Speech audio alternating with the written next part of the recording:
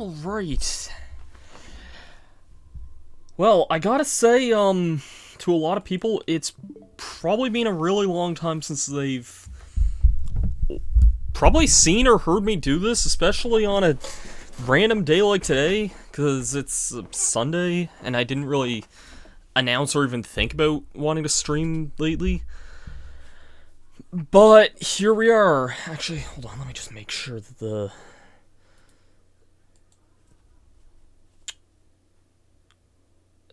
yeah, I think this is good here. Just double checking. Yeah, okay, it looks like the audio's at least in sync there, I believe. Yeah. It's been a while since I've streamed. It's been probably about a month and a half since I've done anything on Twitch here.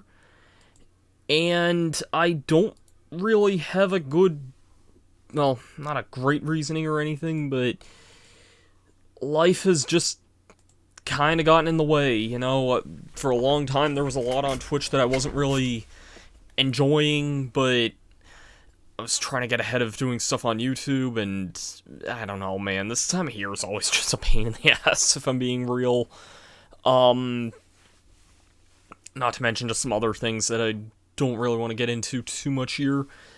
Yeah, so, if you notice that I have actually, I'm kind of starting off on the game already being started here.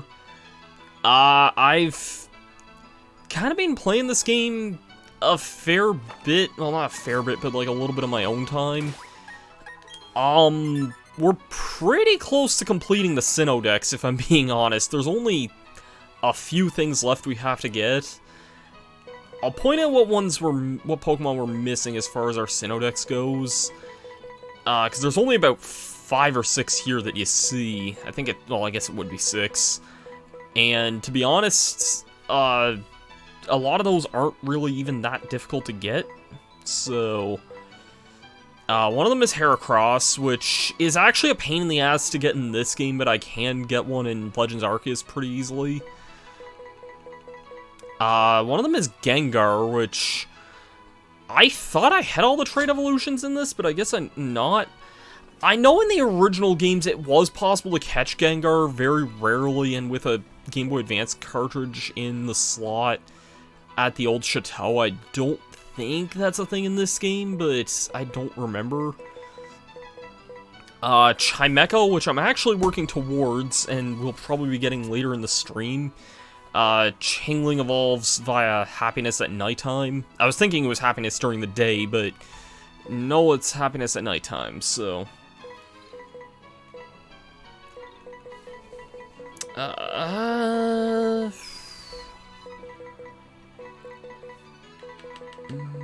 Spiritomb, which is a royal pain in the ass to get in this game. There is Feebas and Milotic, which are also a royal pain in the ass to get. And that's pretty much it as far as the main Sinnoh Dex goes. There's a couple other things in the post-game, but I'm gonna worry about those in a little bit.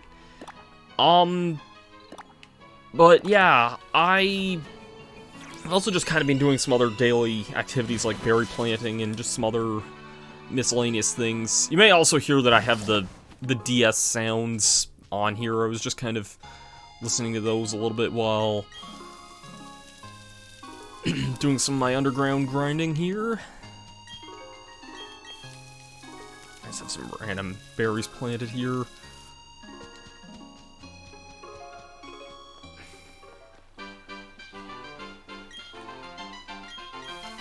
Sprinkle some water there.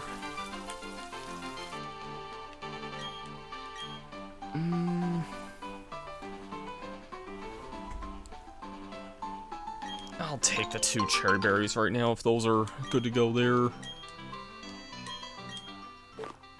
And I'll plant a...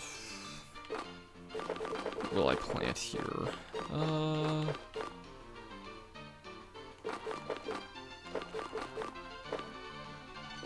I'll plant a Kelpsie berry. Why not? I have some planted in Floroma, or in, not Floroma, like Pastoria City, and some in like Route 209 and Solaceon Town as well, but I don't think there's anything too much that I can get there for now. Yeah, this is gonna be a very low-key sort of stream. I don't think I'm gonna bother too much with, like, a whole lot of the, like, other major things that I had going on. I was probably just gonna stick to doing random side activities for a lot of this. There is a snubble outbreak going on here as well. Just figured I'd mention that. Happened to be a snubble day, so...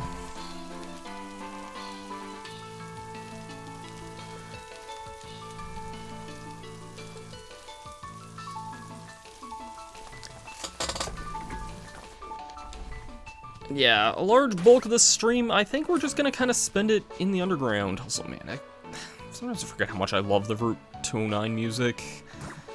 I just love this game's soundtrack in general, man. Like...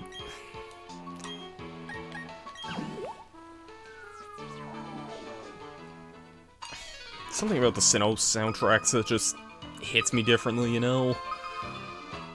Anyways, in the underground, this is actually where I've spent a lot of my time, because once you enter the post-game, there's a lot of things that get opened up here, and by that I mean there's just a lot of new Pokemon that you can catch down this way.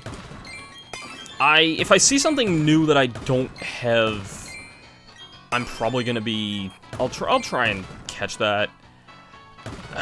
I don't know if I'm gonna bother too much with these boxes, though, because they don't really contain anything super duper helpful, and I usually don't mess around with these too much, because the animation does just take a lot of extra time, so... yeah... But yeah, it's hard for me to say 100% when streams will kind of be going back to normal, but there are things that I would like to finish, and even some games that I've even been thinking about wanting to stream, like, kind of going forward. Again, I'm just kind of ignoring that box for now. There's a certain collectible that I'm on the lookout for, and I think I've done an underground stream since finishing the game. I don't honestly remember. It's been a while since we last played this game, but...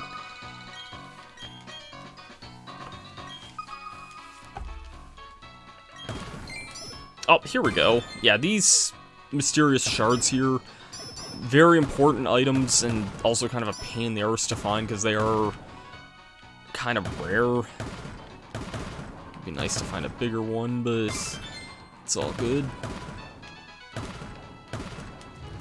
I've traded a couple of them for some of the cartridges already, which...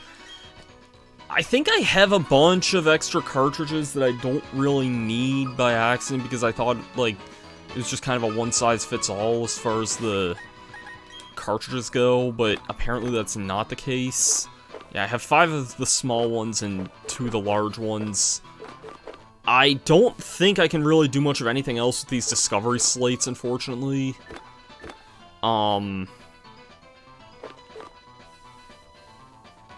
Yeah, I think those were only for the discovery room, which I already cleared out, unfortunately, so that's kind of a mistake there. The Kanto and Soul Slates, though, those I did need. I think I need 3 Kanto ones and 2 Soul ones, if I'm not mistaken.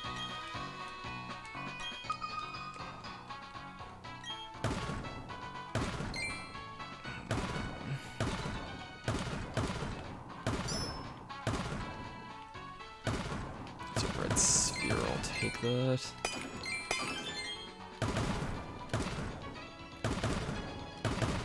Yeah, this is all I've really been doing the last, like... well, I guess just since last night, I guess, but, you know, I woke up and...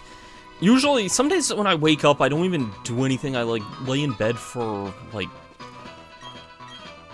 I'm Seamus... yeah. I sometimes wake up and then lay in bed just looking at crap on my phone, and sometimes I do that for, like, a very, long time. I don't know, really. Like, it's hard for me to get out of bed on weekends sometimes. Hey, Armand. Hope you're having a good day there.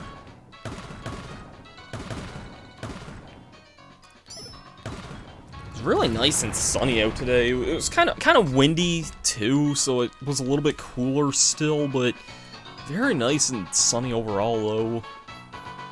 Like, we've just had really great weather. It's supposed to be great weather, like, pretty much all week. So, that I don't mind. I think Thursday it is that's supposed to be, like, really warm, apparently. Okay. Trapinch, I see a Beldum there. I have all of these. Beldum's a pain in the ass to catch, by the way, because, Beldum has the same catch rate as a legendary, so good luck if you try to catch one of those, but I do have one. I'll fight this Taurus. Took a nap as I had work today. Alright, that's all good. Hope you're kind of just relaxing after a long day's at work. I know I'll be kind of back to the grind this week. Thankfully, this week actually has a number of kind of exciting things going on, because not only is Easter this weekend, apparently, like this coming weekend, so if I'm correct, I believe I should have Friday off for that, I believe. And Hippopotas, I'm pretty sure I do have that, because that's in the Synodex, and it's not one of the things I'm missing there. I didn't realize you could find that down here. But yeah, and then the Mario movie comes out on Wednesday as well, which that should be a pretty fun time. I am going to see that. I wasn't too sure yet because not that I wasn't like going to go see it, but my nearby theater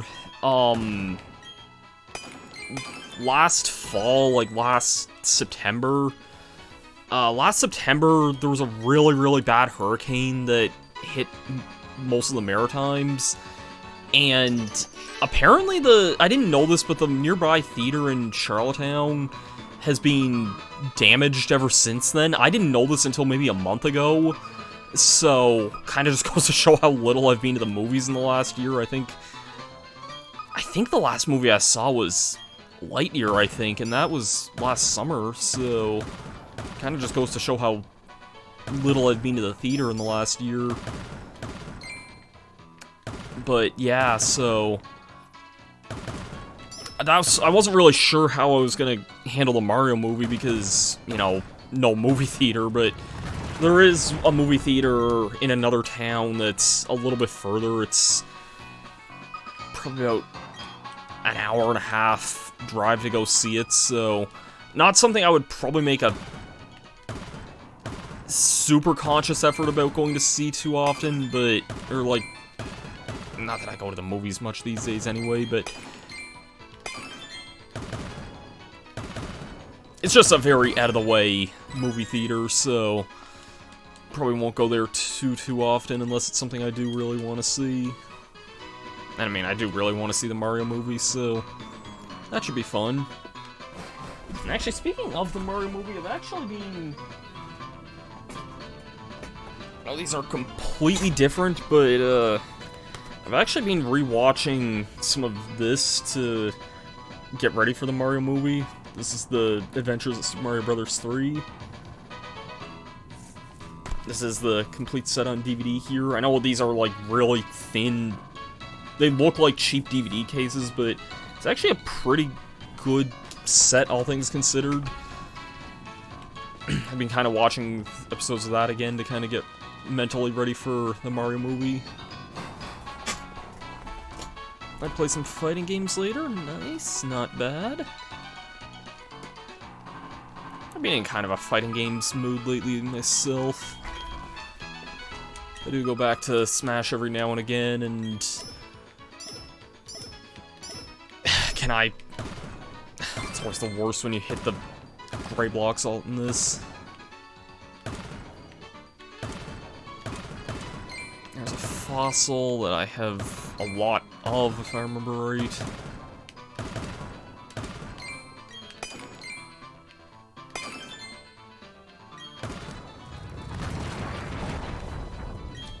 Last month or so, I don't know when it was, but I picked up the Capcom Fighting Collection. I think I see some people say that getting fighting games on the Switch is usually a hit or miss thing, because usually the Switch versions of these games don't have, they don't have what they call rollback netcode, which supposedly helps make the online experience for a lot of fighting games run smoother. Charmander, hello! I think I might have one, but I don't know if I actually caught a Charmander. I think I transferred one from another game, so I'll catch a Charmander if I can. Yeah, you can find the starters in the underground here. Oh, come on.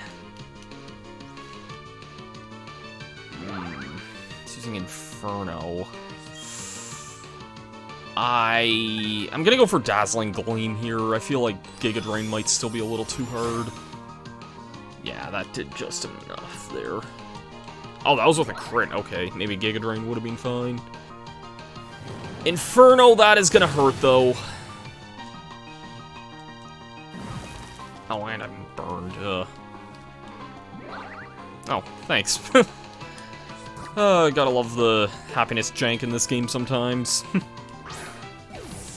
Feels bad, so it heals off the burn for ya.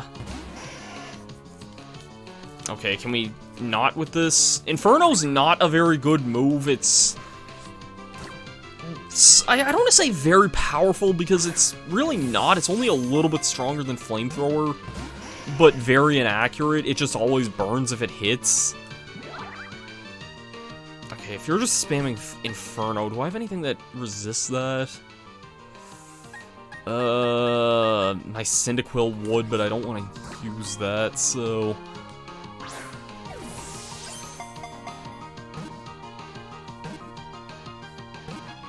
That got it there.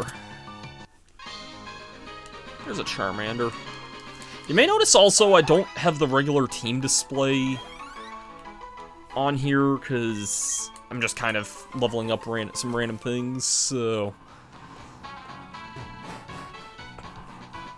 What fighting games do you tend to play these days, Armon? I know me and you played Smash a little bit, and I know you've dabbled in, like, Dead or Alive before as well, and... Hello, random bot. I don't remember how to get rid of this. Go to doghype.com.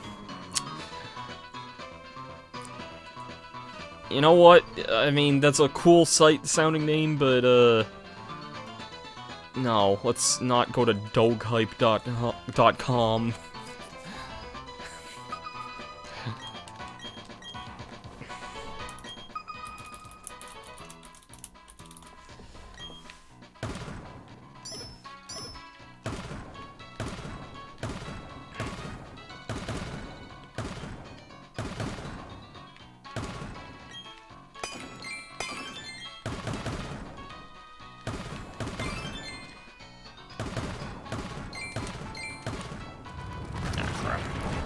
Yeah, I'm in general, like, going back to the Mario movie, I think I am pretty excited for that. I think what gets me even more excited, though, is the prospect of, you know, if we get the Mario movie, are we gonna get, like, will that lead to the opportunity for things like other movies in that universe down the line, too? Like, this is probably gonna be a successful movie. I don't see any way that it wouldn't be. Like, I can't help but feel they're gonna be looking at the idea of doing a sequel to this. I'm catching a Tyrogue here, because Tyrogue evolves, like, several different ways, I think. No, I still don't really know how I would get it to evolve into a Hitmontop. That's a really specific evolution requirement. I know how it is, but, like, I don't know if I've ever really been successful at getting a Hitmontop, so... But yeah.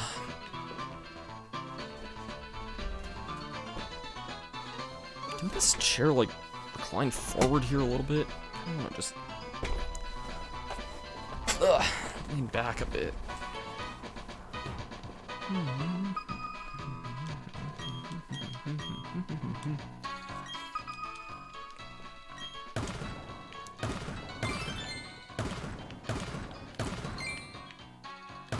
Hello there, rare bone.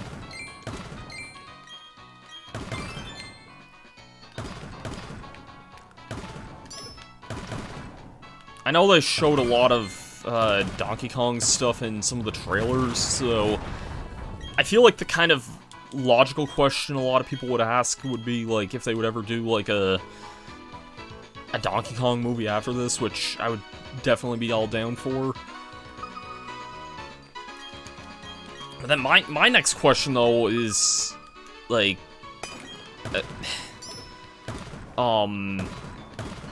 Yoshi's my favorite Mario character, and I don't think we've seen too much Yoshi in the trailers yet. I know they teased something about, like, a Yoshi Island area, I think.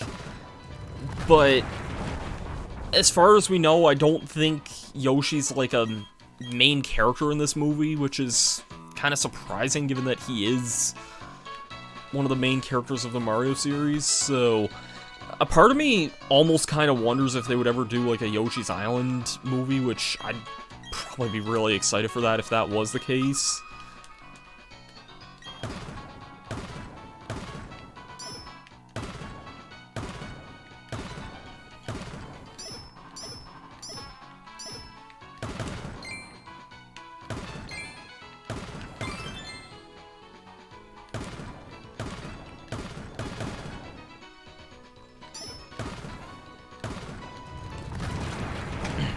I've just been in a Yoshi's Island mood lately, which, I mean, hey, Yoshi's Island's a great game.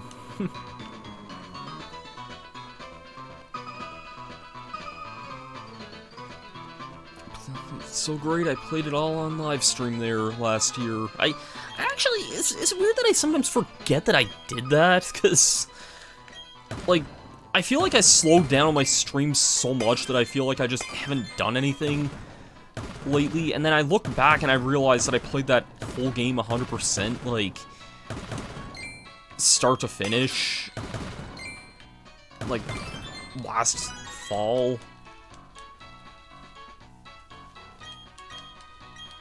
Like, just one of those weird things I feel that feels weird to think that I did that, I guess.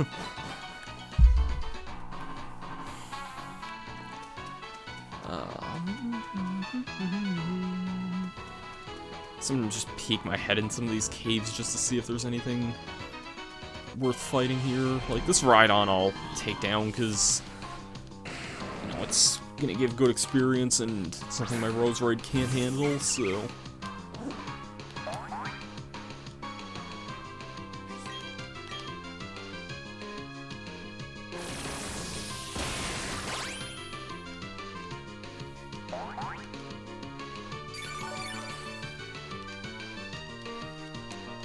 And yeah, I got all my experience, or my health back from that too, so...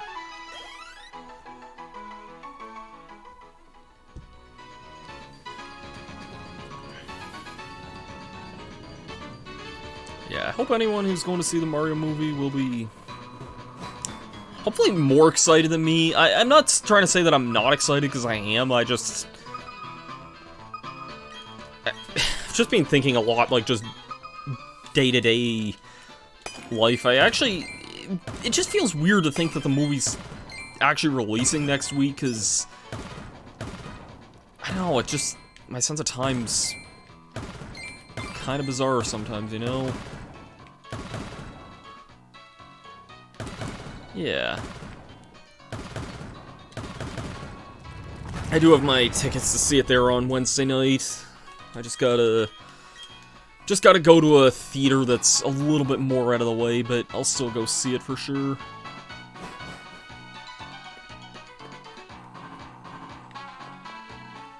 I don't think there's anything I need in these dazzling caves. Illumise, I don't know if I have you yet or not.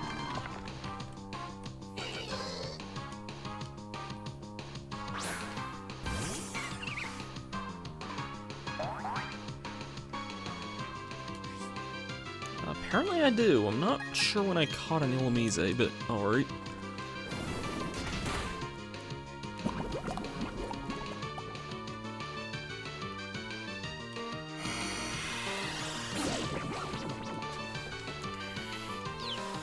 Oh, man. So I'm wearing a new shirt. I got this shirt on a Yeti there a few... I guess it was a couple weeks ago now. It was on Yeti and it was a really cute shirt, so... And it's... Obviously it's Banjo-Kazooie, so...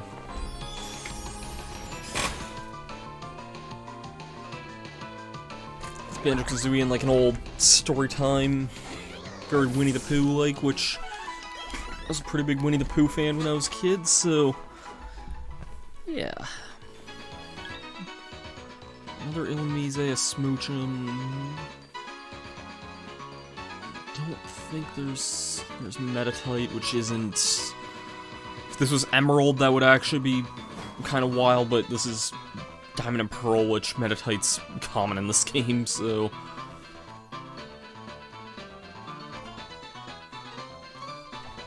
I'm gonna head up from here and I'll go down to a different location here.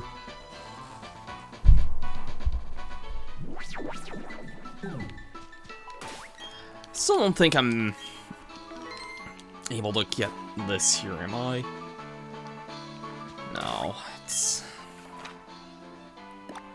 There's things I need to do there that I just haven't been able to. I do want to head up north here because I don't think I've actually gotten the areas down here in the Grand Underground, so I'm curious kind of what's in this general area here. Yeah, this is all new stuff down this way, so...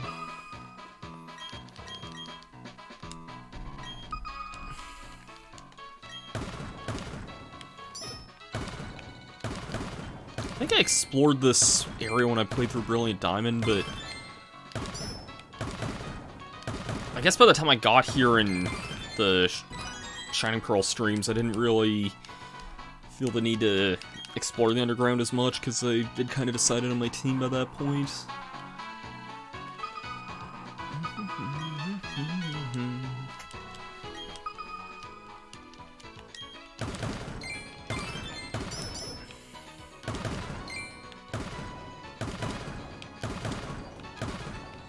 I guess I can kind of talk about this, I guess. I think that big box was the only other thing left in that area.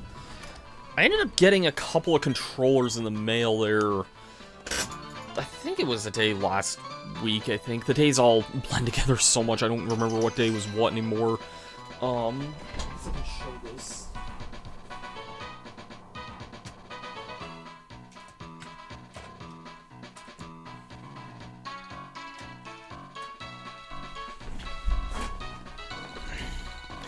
I ended up getting these two controllers in the mail here. These are third-party PlayStation controllers from Retro Fighters. And the reason I got these was that a lot of my PlayStation 3 controllers just... By a lot, I mean pretty much all of the PS3 controllers I own. For some reason, the sticks drift on those like crazy, and I don't really know why. So yeah, because of that, I wanted to... Glalie. I'll catch that. I don't think I have a Glalie yet.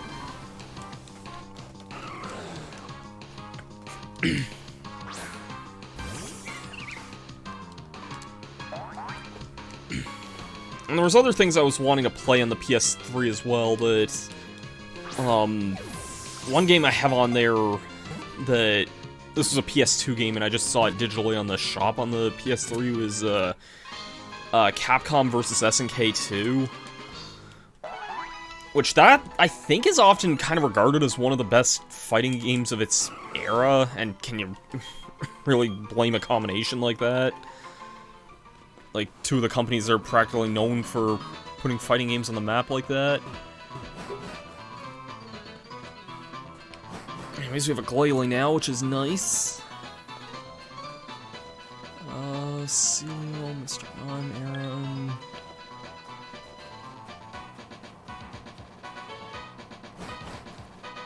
And then there was actually another game that I was considering streaming, and I will probably get to this at some point, I don't know when, but one game I do actually have the collection of on the PlayStation 3 that I've just never played, although I've been aware of, and I think I even saw a Let's Play of this a long time ago. Rhyhorn, you were just having an okay time there.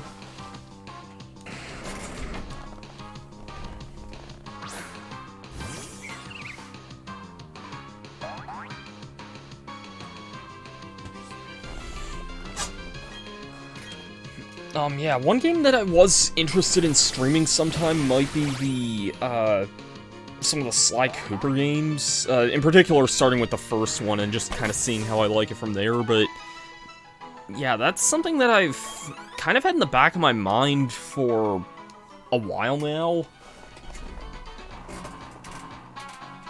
Because I generally do like platformers, and I probably would like Sly Cooper if I played it, I've just never actually played it, so yeah, at some point that would definitely be something I'd be interested in checking out.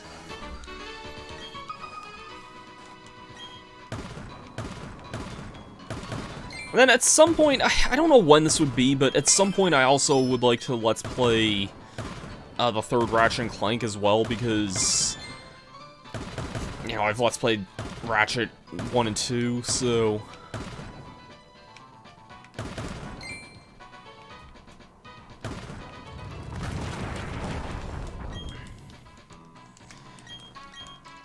just kind of throwing the ideas out. Thanks, Armand.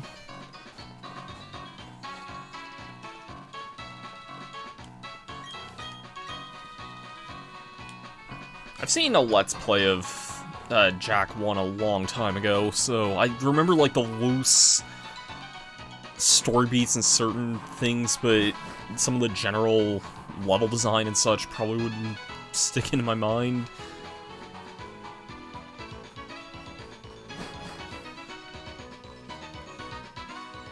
I wanted to explore this nice cave area here first.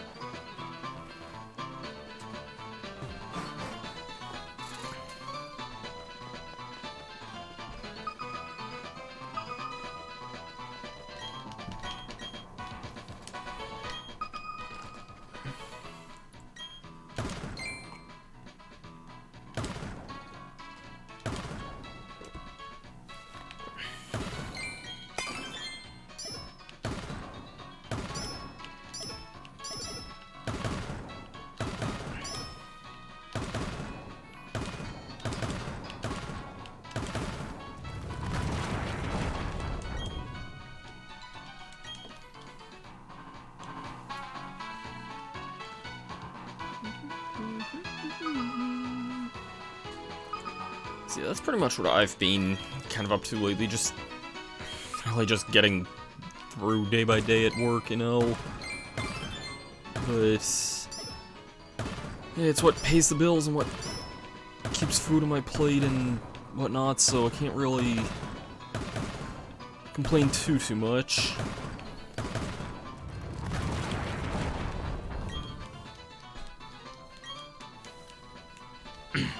I think for the next little while, I have enough, like, I have the rest of Kirby's Return to Dreamland recorded, at least as far as the main story goes, and Twilight Princess, I think I have another 4 videos or so of that recorded. I think at the time, or for the time, I might just kind of keep at the schedule I'm at right now, which is usually about 2 Kirby videos and 1 Zelda a week, because I hate that, like, even this last week there was some days I just forgot to upload or forgot to schedule certain things, or, like, you know, life just kind of happens, but, you know, there's kind of just this weird guilt inside that's like, you know, I wish that, you know, I kept up with that, I guess, or... Ooh, there's a Togepi there. I do already have a Togepi, but that's still pretty neo. I like Togepi.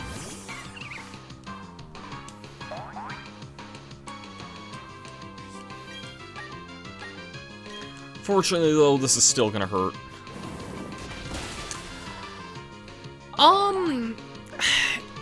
In a general sense, yes, Zelda was a big franchise I was into a lot growing up. I kind of... I don't want to say, like, I'm mixed on the last decade of things. Also, hey, we got a Baltoy evolution.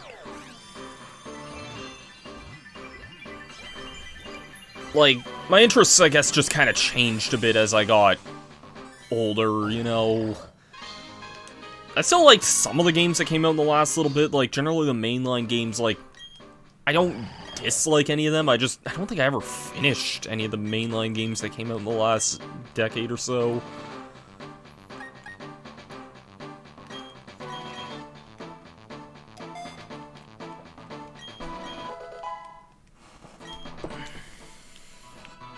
I am going to be getting Tears of the Kingdom when that comes out, although I still need to finish Breath of the Wild, so that's something. But yeah, that does come out in May, which is very soon. Another Leaf Stone. How many Leaf Stones do I have by now? Because it must be a lot. And I don't think there's that many things that evolve with that either, you know, like... Off the top of my head... Like... Shiftry, Vileplume... What is it? Shiftry, Vileplume... Victory Bell... Executor... And I don't remember if anything from Gen 2 evolves with that or not. I don't think so.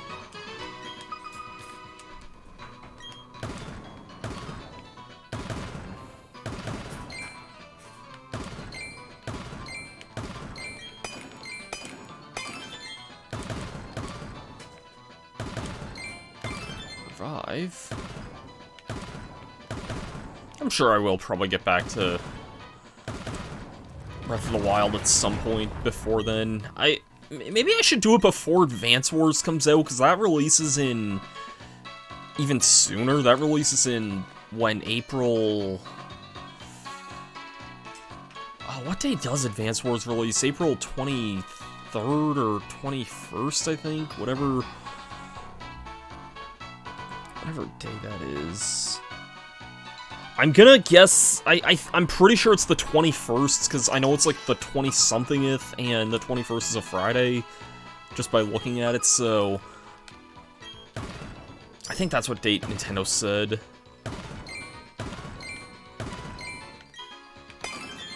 That's another game I'm really excited about, but then it's also, like...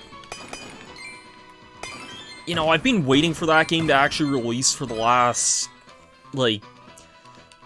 Oh god, year and a half, almost 2 years now, and it's... I was under a weird impression that we may or may not have even ever seen that released again, so... After kind of all the events that happened in the last year and, like, real-world events, so... You know... It's just kind of one of those weird things that... just feels weird that the game's actually releasing at all at this point. I mean, I'm excited, don't get me wrong, I'm glad that that's finally coming out, but...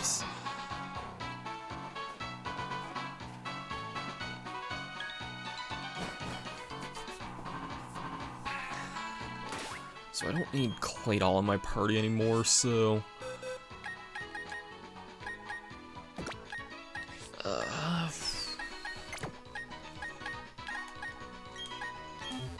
summary on this Tyrogue. Oh, that's not the one I caught earlier. What needs to evolve here? That's the thing. I'll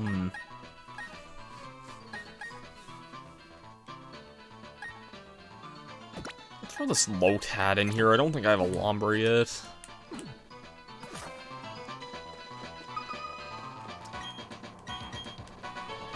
How far did you get in Let's Go Eevee? That was one of the games I finished. And I really only played Let's Go Pikachu because, like, it came out so close to Smash. Like, there was only 3 weeks apart between the two games, so, like, and anyone who knows me, and you know this, Armand, I am a big Smash Brothers fan. I was in, like, a hype frenzy the weeks leading up to that, and so, like, I remember the days when everyone was, like, there was, like, this 30-day, not 30-day challenge, but just, like, this 30-day tweet something every day leading up to Smash's release, like, what's your favorite character, what's your favorite stage, things of that nature. I'm curious to look back at that and see kind of what my responses to that were. Yeah, Smash Ultimate specifically is still, like, probably my favorite game on the Switch at this point, which is probably not too surprising, but yeah.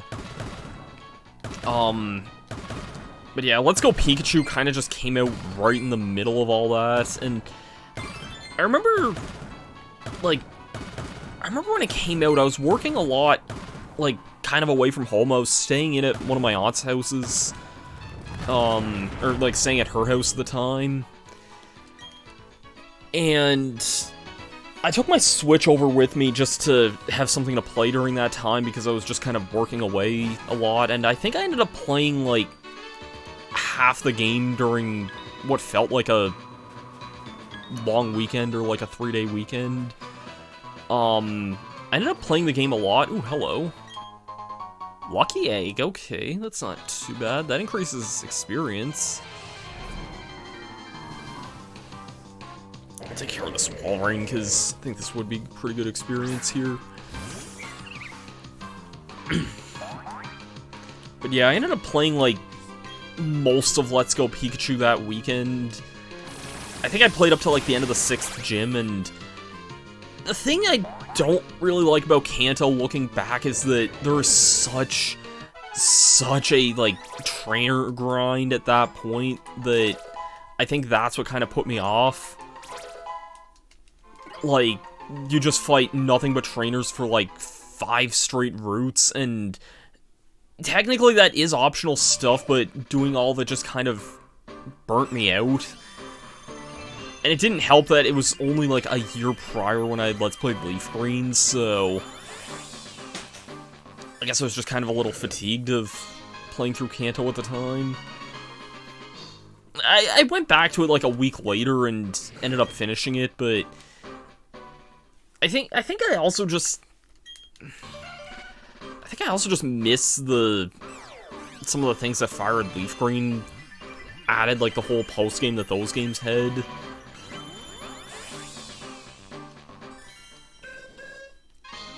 By the time I was done of Let's Go Pikachu, I was like, it was one of those games that I wasn't, like, disappointed with, but I was also a very one-and-done kind of game for me. I'll get rid of Quick Attack for that, I guess. But it was what it was, you know, it's... I mean, I know a lot of people who say that about this game too, and yet I enjoy this game a lot, though, so... You know what, it is what it is. Who else still needs to evolve? Poliwhirl's Waterstone... I don't think I have a Kakuna or a Beedrill, so let's throw this Weedle in here. Mr. Mime probably gives good experience here, and Hey, this thing's actually weak to poison now, so that should be a one-shot there.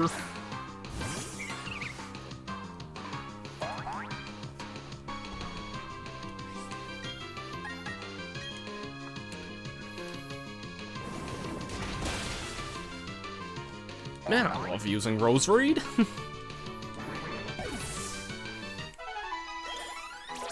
Okay, that should be 2 more evolutions there. None of these are really for the Sinnoh decks, but it's all good. Lairon is evolving.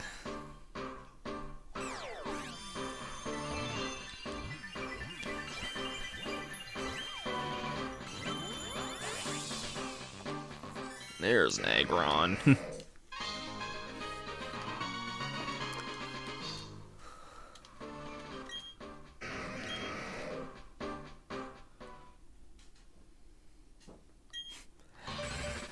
Yeah, I don't know why I was randomly thinking about Mario Golf earlier, but I kind of was, and then I was just reminded of that just ridiculous play that that I did that game.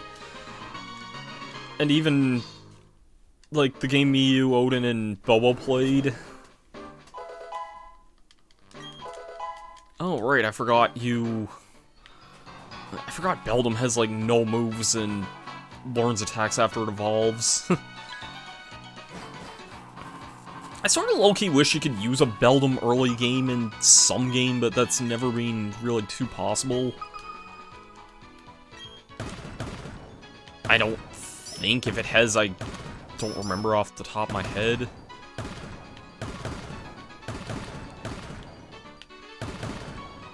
Hello, that's good. Like to see those.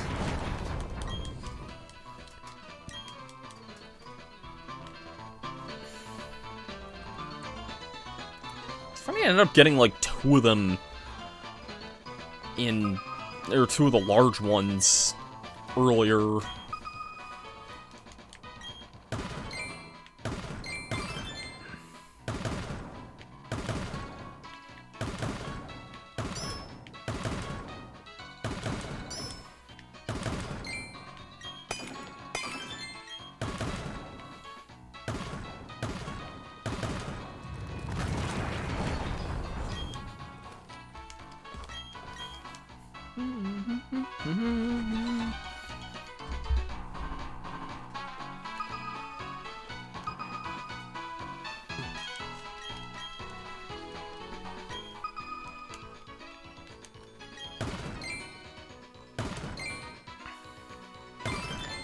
In other news, I saw that,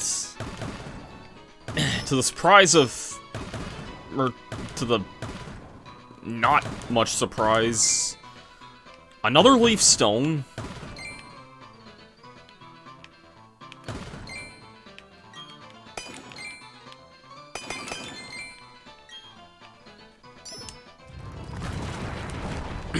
I saw that E3 was canceled again this year, which doesn't really surprise me too much, given that every company basically pulled out of E3 the last, like, little while, but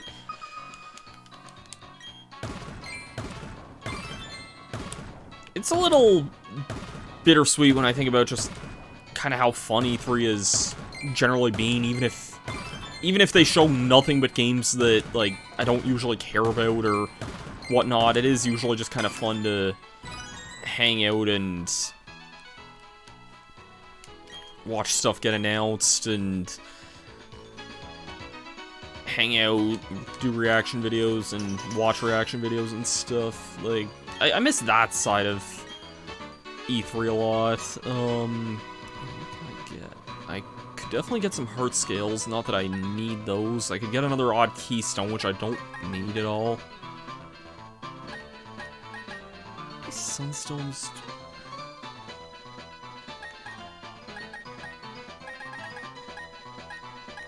Oh, this is... I have 24 leaf stones? Are you serious? Oh, you have all the plates here. Okay. I might take an extra I'll take a Sunstone here just because I don't know how many of those I'll need for evolutions. Like, what evolves with a Sunstone? Blossom... Blossom, Sunflora... I don't know what else.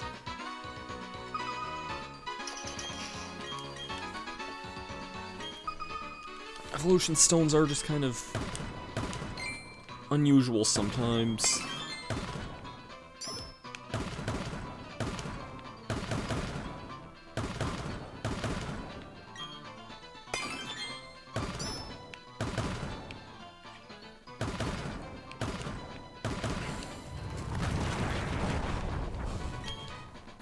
I was also, when I was reminiscing about E3 the other day, thinking, like, you know, if 2021 is our last, like, E3, I know it wasn't, like, the last in-person one, but it was the last one that just happened in general, like, it wasn't really a great E3, but it had a really, really great Nintendo Direct, and that one, like, lives in my head rent-free a lot of the time.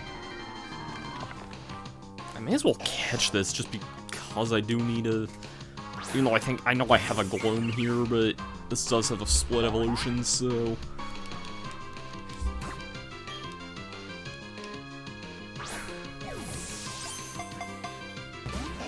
Dang it.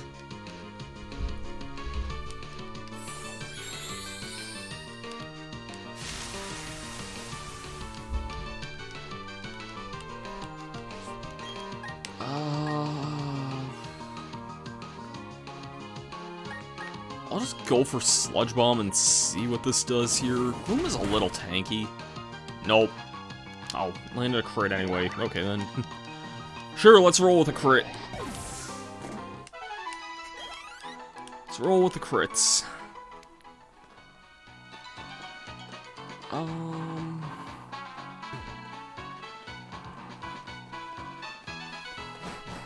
keep smelling food, and I'm really hungry.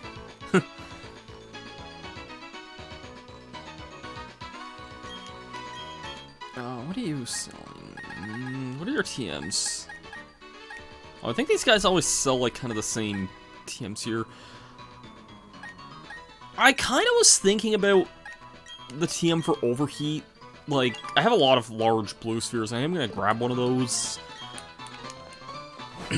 I was thinking maybe about teaching that to Rapidash, because, like, Rapidash does, what am I trying to say about Rapidash here? That would probably be a little better in some ways than Flamethrower, because the rest of Rapidash's moveset is physical. So, in a pinch, it'd be essentially an even stronger alternative to using Flamethrower. But then I kind of have to rely on, like, both my fire attacks having some sort of handicap, because, you know, its other main fire attack is Flare Blitz, so... I don't know, I may stick with Flamethrower for now, but in a pinch, maybe I may teach it Overheat just for having something stronger than...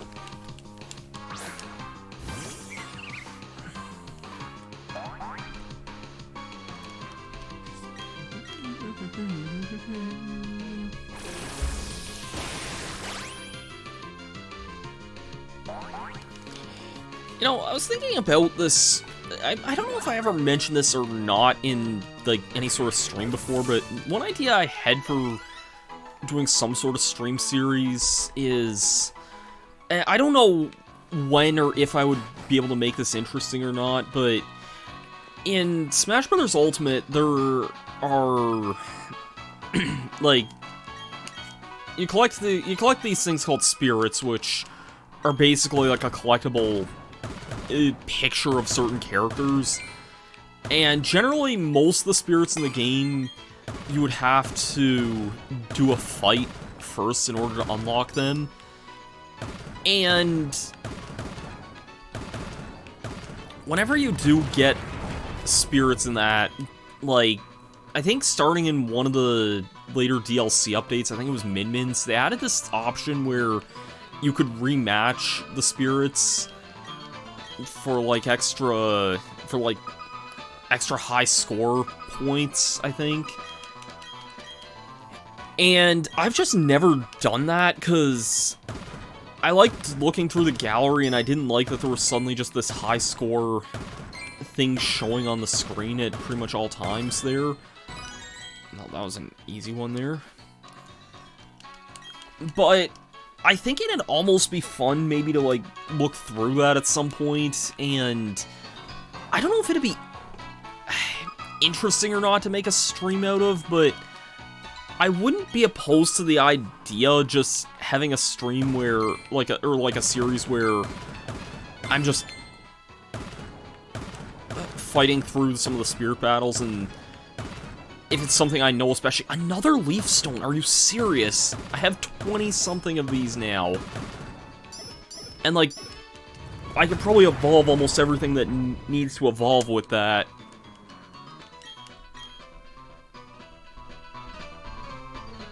If I have a Nuzleaf or not, actually. I do need one, but it's... yeah.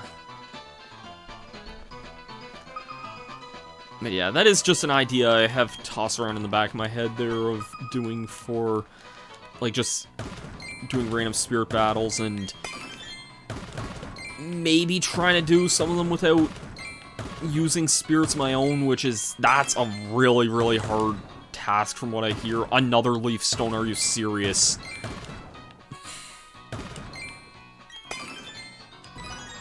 Why am I getting so many leaf stones? Heartstone's nice, even though I have a lot of those as well.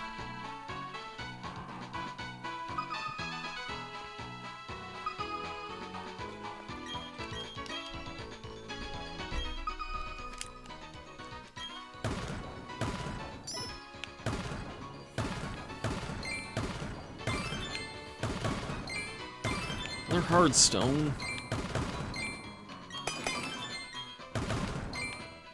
I don't really want that.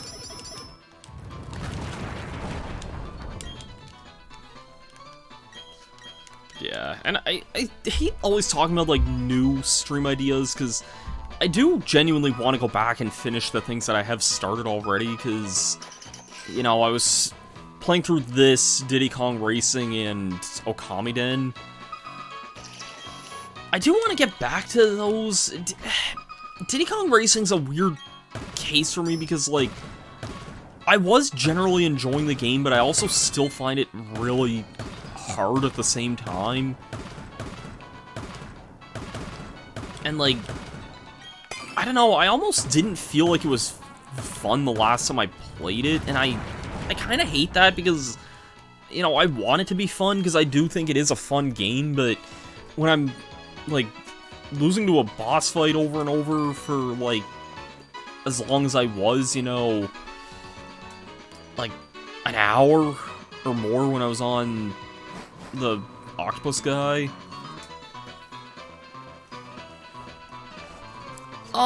Not the controls. Well, it's hard to say if it's the controls or not, because so I asked one of my friends who knows a lot of... Ooh, I could take that. I asked one of my friends who knows more Diddy Kong Racing than I do, and he told me that... And this is not explained in the game at all, to my understanding, but the hovercrafts in Diddy Kong Racing, apparently those lose speed a lot if you're not, like... If you're taking turns and not holding down the R button or something. First of all, the hovercraft is loose to begin with, so it's hard to steer that thing to begin with. I don't think the general controls bother me, but it's also, like, that's like a hidden mechanic that's not really explained within the game itself. And then I don't know if that would really... I don't know if that would solve my issues against that boss or not, because it's still hard, even without that, but... Yeah, it almost just does feel like the bosses are kind of the...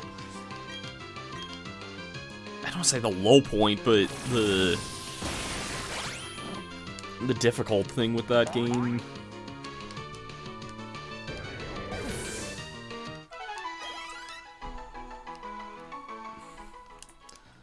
So... And as far as Okamiden goes, like, I don't have any excuse as to why I haven't gone back to that in a while. I just haven't played that in a while. I do want to get back to that, though, because, like, we stopped at a pretty cool part of the game, and, like, things are only gonna get cooler from what we played. So... Oh, shoot, that's not good. Oh, well... Good job.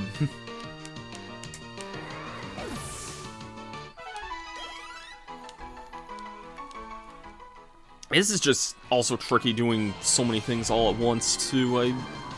I feel like I'm probably gonna get to a point where I might just pick one of the games and just focus on that. Like, maybe some week play that, like, once or twice, or whatever, and... It's hard for me to pick, like, a set date for that, but that's kind of what I feel like I'm gonna have to do, is just kind of pick something and play it. Well, we have a Lotad evolution here. I like the Lotad line.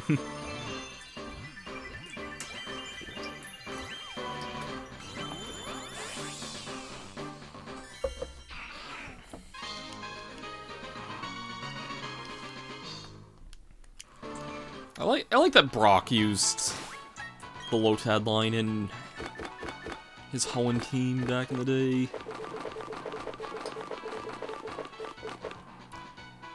I have 15 of these things. I have 26 Leaf Stones! Do you think that's enough?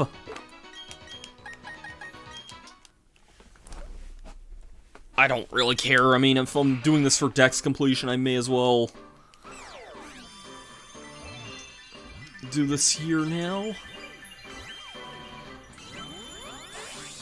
Go, Ludicolo!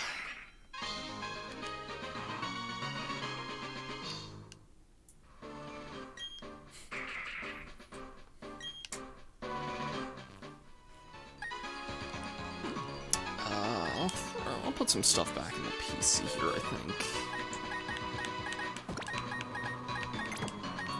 What other things evolve with stones here that I can see? Nidoran does evolve with a Moonstone in its final form. I do have a Probopass, so I don't need to worry about that. Weepinbell... You know what, let's just... Oh, I did have a Lombre here. Oh, okay. Let's just use one of my 26 Leaf Stones.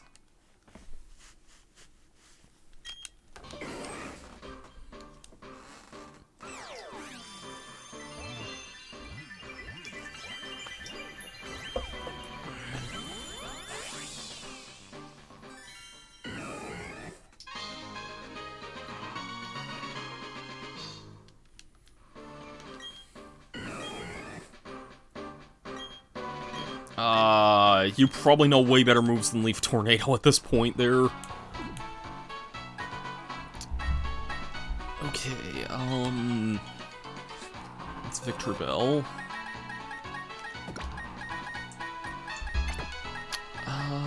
Nidoran, same thing as the male one.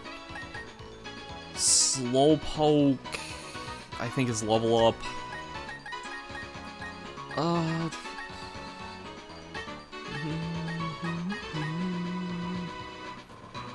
I don't think I have a Parasect yet. I'll throw that in my party, I guess, for now.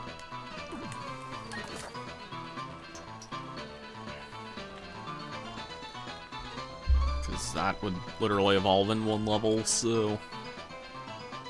I just kind of wish, like, it's great that you can catch stuff in these areas. I honestly just kind of wish it wasn't, like, level 60.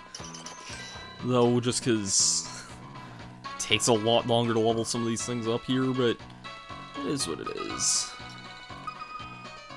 feel like that's like kind of a new catchphrase for me, though, at this point. Is just, it is what it is. But, you know, as they say...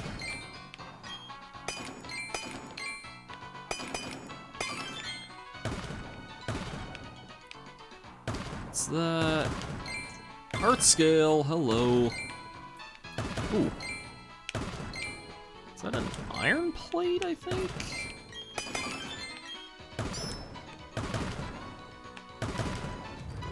That's what that looks like, is an iron plate. Oh, a dread plate, okay.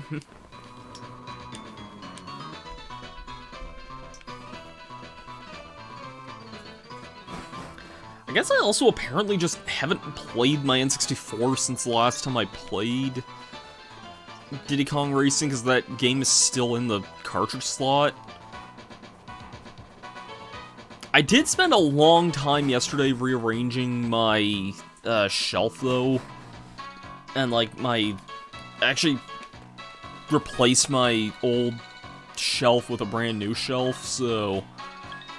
I can show that here in a little bit. I'm just kind of keeping an eye on what's in this area here.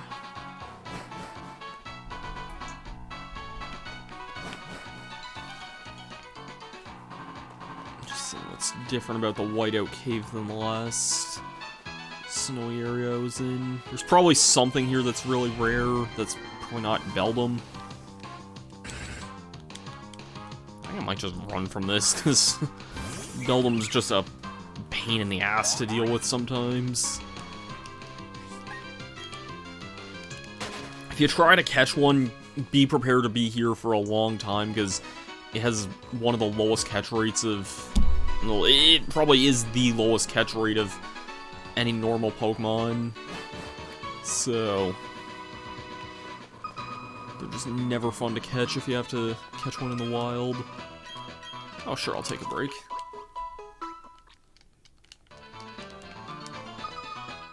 Not from the stream, but just from...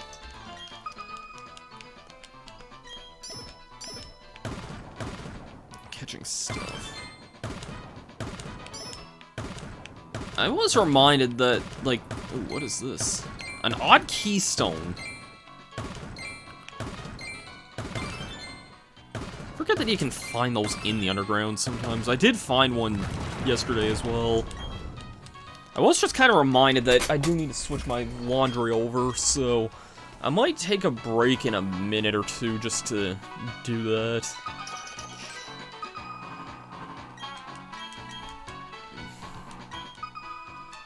Kind of wild that we've been at this for more than an hour now. It doesn't really feel like it.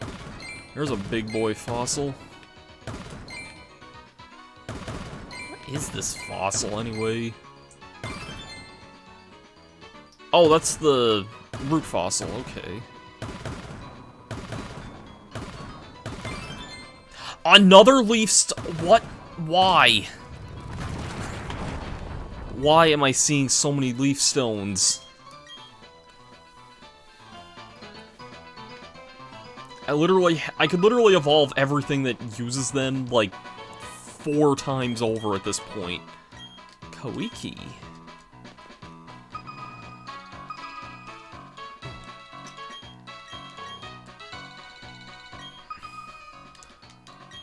Get these walls here, and then I'll go switch my laundry over, I think.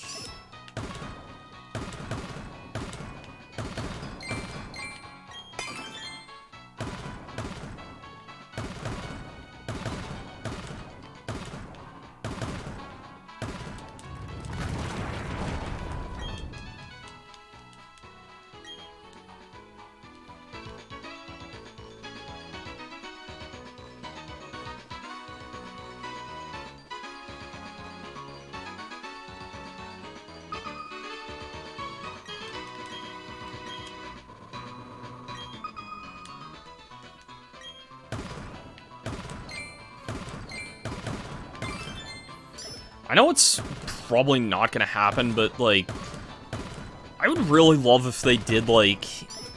I know there's Diddy Kong Racing DS, which honestly, I think Diddy Kong Racing DS is underrated myself. Another leaf stone. Why? That one I didn't get, but, like, really. I've seen how many of those now? I think they sell for a decent bit, so that's at least something, but... I'd really love if they made, like... a nice, like... full-on remake of Diddy Kong Racing at some point, like... I know that would be, like... really difficult with the... rights and whatnot. I think the only reason it really happened much... Oh, shoot, that's... I think that was one of the things I wanted, shoot. That sucks.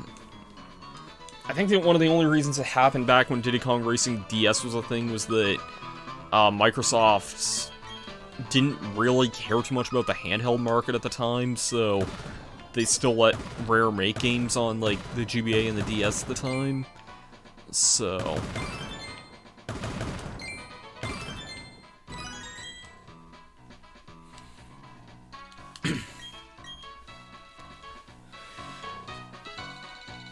I don't know who's to say if that would be a thing now, but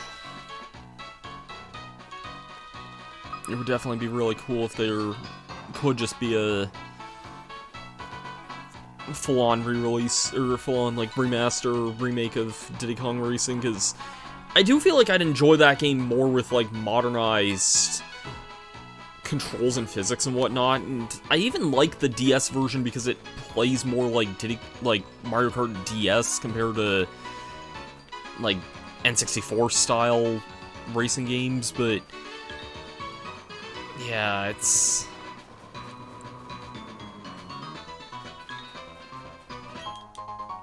Dawnstone, that's nice, because I'll need one of those to evolve Snorunt. Although, I thought I had a Frostlass already. I think I do have a Frostlass. I could check at some point.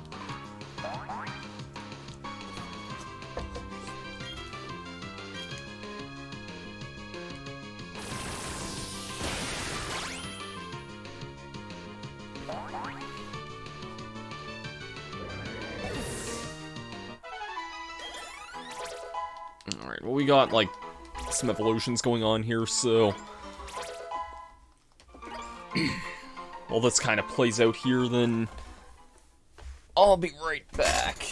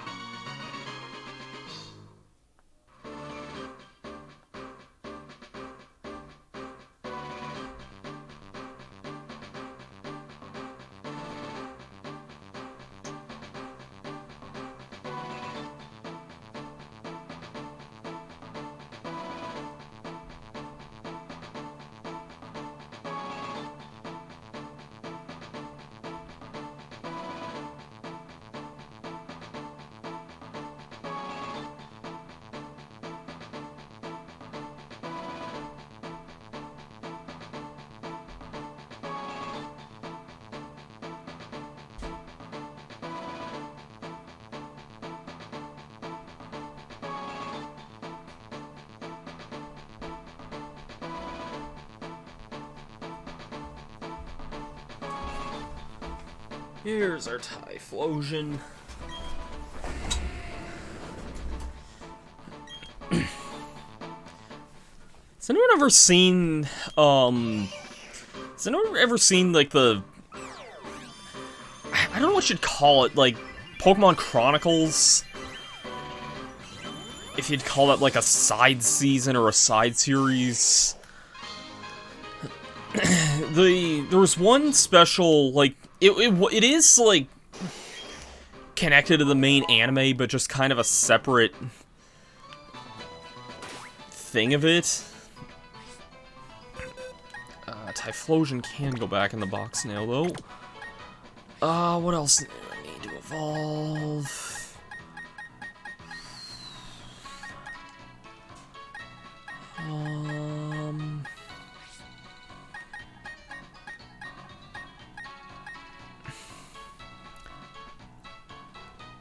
Actually, I'm gonna throw... Oh, shoot. Which Chingling was it that I was... You were the one I was...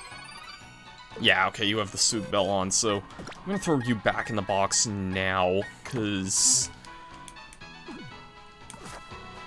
It's gonna be nighttime here in, like... Well, I guess a half hour now, but still, I do need to evolve that, starting at... nighttime, so... You can find Chimecho in the wild as well, but I think it's like a 1% chance, so... I don't know, it's a very rare thing to find. And I already raised the happiness of this Chingling earlier, so... Ooh, ooh, ooh, ooh, ooh, we're pogging! We're pogging! That's pretty much the big item that we want to see there. That's the large... the large mysterious shard. I want to see those as much as possible, because those are great to find.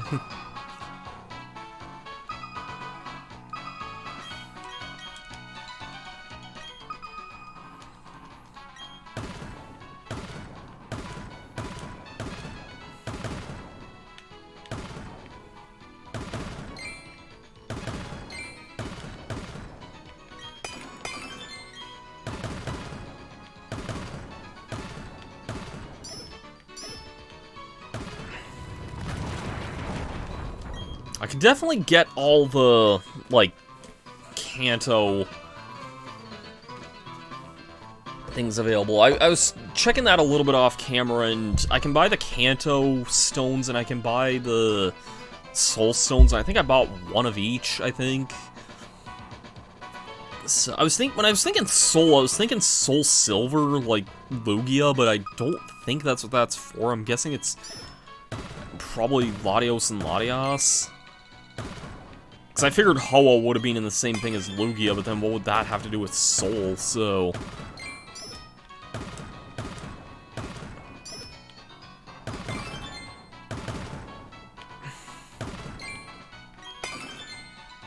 Oh, that's the last thing. Whatever.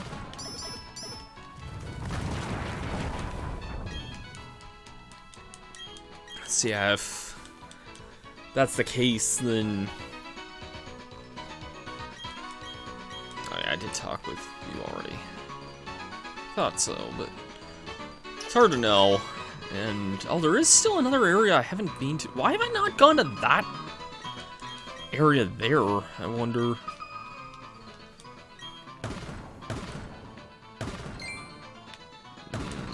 Another odd keystone? Seriously? That's supposed to be really rare, and I just found 2 within the last little bit.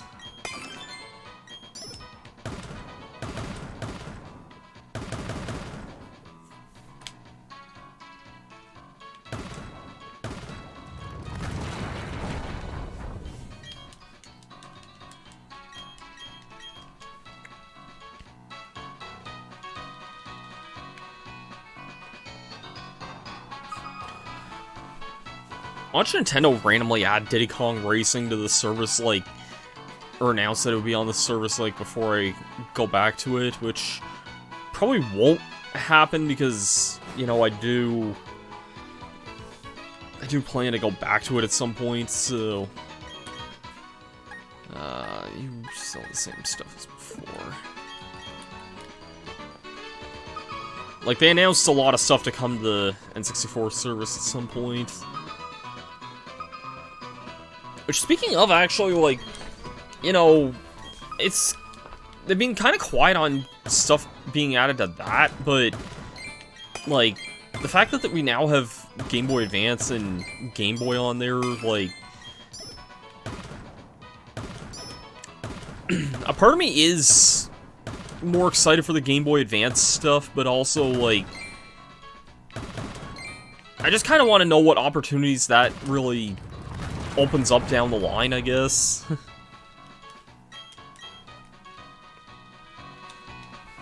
Like, I know they announced Kirby and the Amazing Mirror, which I am really excited for that, because that is still one of my favorite Kirby games. Actually, speaking of Kirby, I could show off something else here that I got in the mail there the other day. Green shard.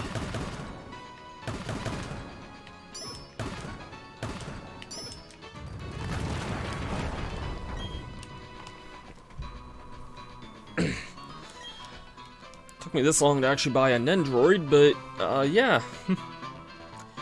They put out, like, a Kirby 30th anniversary. The pre-orders for this actually happened, like, a year ago. But, yeah, there was a Kirby 30th anniversary Nendroid, and when I saw this, I really wanted it, so... I've seen some of the other Kirby Nendroids, and those were really nice, too, so...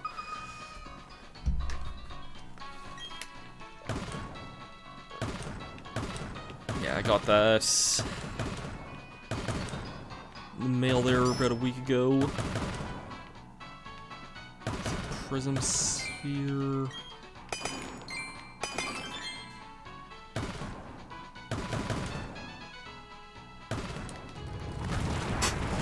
Didn't see anything else in that one.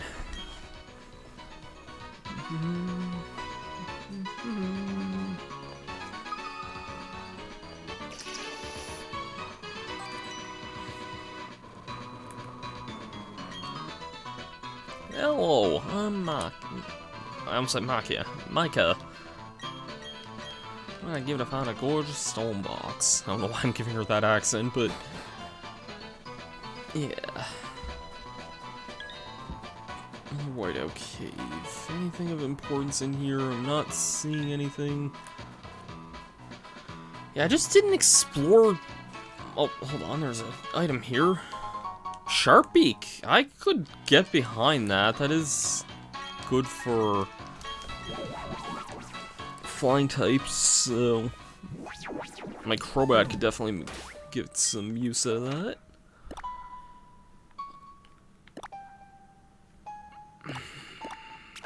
It's probably not there, but I am curious if this might have changed anything down here.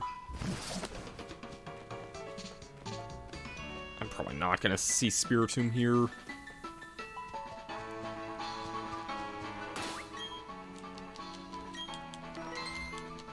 I forgot I had an Aggron in my tower shaking ever so slightly. It might be. Maybe I am getting kind of close to possibly seeing seeing a Spiritomb there.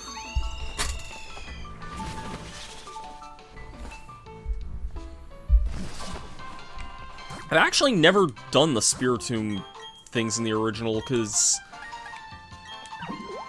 I only ever really had one version at a time whenever I was growing up. Like, I guess that's not true. I did have, like, I had Diamond first, and I played the heck out of that.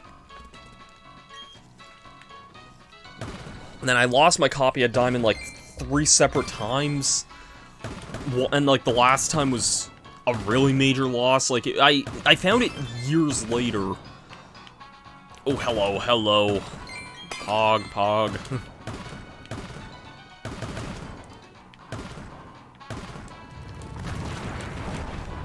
Like, I'm talking, like, around 2008 sometime.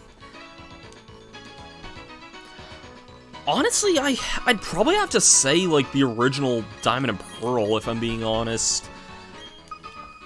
I know for a lot of people, Platinum's seen as, like, the superior game, but I played a lot more Diamond and Pearl than I did Platinum for some reason. Like, if I could just go back to any particular era for Pokemon, like, it'd be the early Gen 4 days myself, because that was, like, right at, like, the prime I was, like, at the prime demographic for those games, and it was kind of this, like, new, exciting time. They were the first games on the DS, and, like, YouTube was still, like, a fresh-ish thing at the time. Like, there weren't really, like, gaming content creators at the time, not that many anyways, so like, if people were uploading videos on Diamond and Pearl, it was still a very fresh, new thing at the time. So, that's how I first discovered, like, Maryland and Super Skarmory, and kind of ultimately what led me to wanting to make Let's Play videos in the first place. So, like, to say Diamond and Pearl's probably one of the most influential games I've ever played is probably an understatement. Bulbasaur, hello!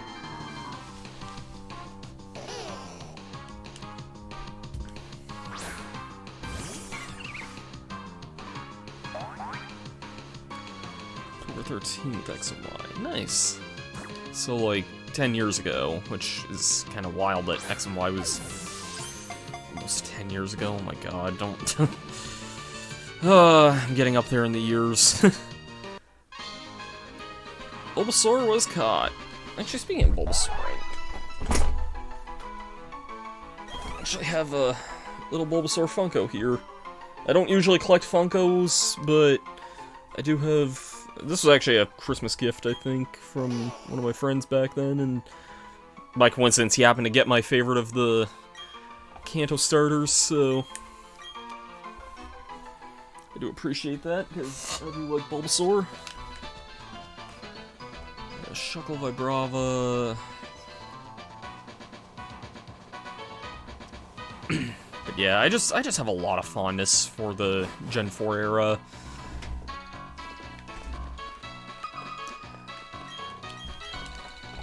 It just, because I was already a big fan with the Gen 3 games. Like, I started playing with Leaf Green and, played a lot of that and played a lot of Emerald when those were new. And some weird stuff kind of happened that I don't want to elaborate on, but I was kind of, like, in and out of, like, focus with Pokemon. Like, I was kind of in this weird phase where I was, like, pretending I was out of Pokemon, even though I was still going back to the games, but I wasn't watching the anime at the time, and, I don't know if you would remember this, Armand, but there was also a time when the Battle Frontier season happened, the dub completely changed. This was kind of, like, right when that happened.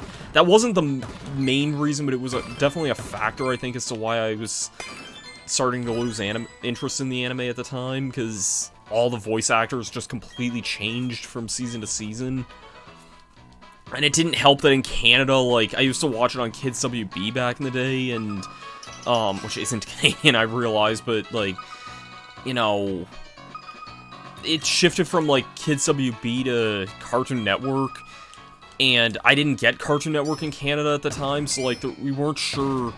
It took a long time for that season to even air in Canada, and by that point I was kind of already losing interest, so yeah, it was just kind of a weird thing to be going on at the time anyway. But then, and then the games of Diamond and Pearl came out, like, half a year later, and when I got those, I absolutely just fell in love with those games, so yeah, I feel like I've talked about it before at some point, I just don't remember when, but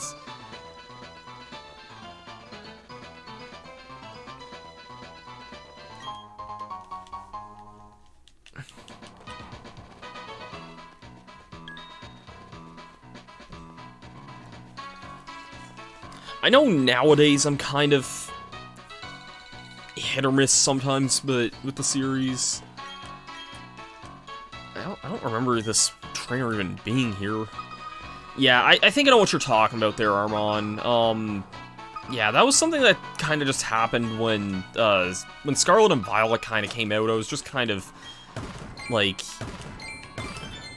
not in a good state of mind, and, like, yeah, I can just leave it at that, so that's probably what I was referring to at the time. I don't really need a gorgeous bug box, so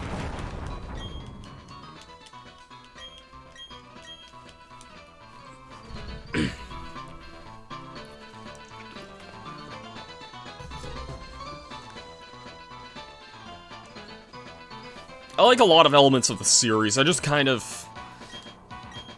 To put it very mildly, I wish the series was not annually and wasn't like, let's have a new generation every 3 years now. I feel like that's just too soon. And I felt like... Every time that there's been a game set in Sinnoh, I always just felt like they try to move on too soon after the fact, and I'm probably in the minority thinking that. I kind of attribute, like, that to a bit of my age, when, like, Diamond and Pearl were still new. Years just feel a lot longer as a kid, and that was kind of, like, my, like, peak formative years at the time, like, my preteen and early teen years. And I just had a lot more free time, and, you know, when I wasn't, like, playing something on the Wii Virtual Console, or I guess if I wasn't, like, playing baseball or hockey at the time or something, like, I was probably playing Diamond and Pearl, or, like, Kirby, or even, I guess, Diddy Kong Racing DS, actually, to bring up that game again.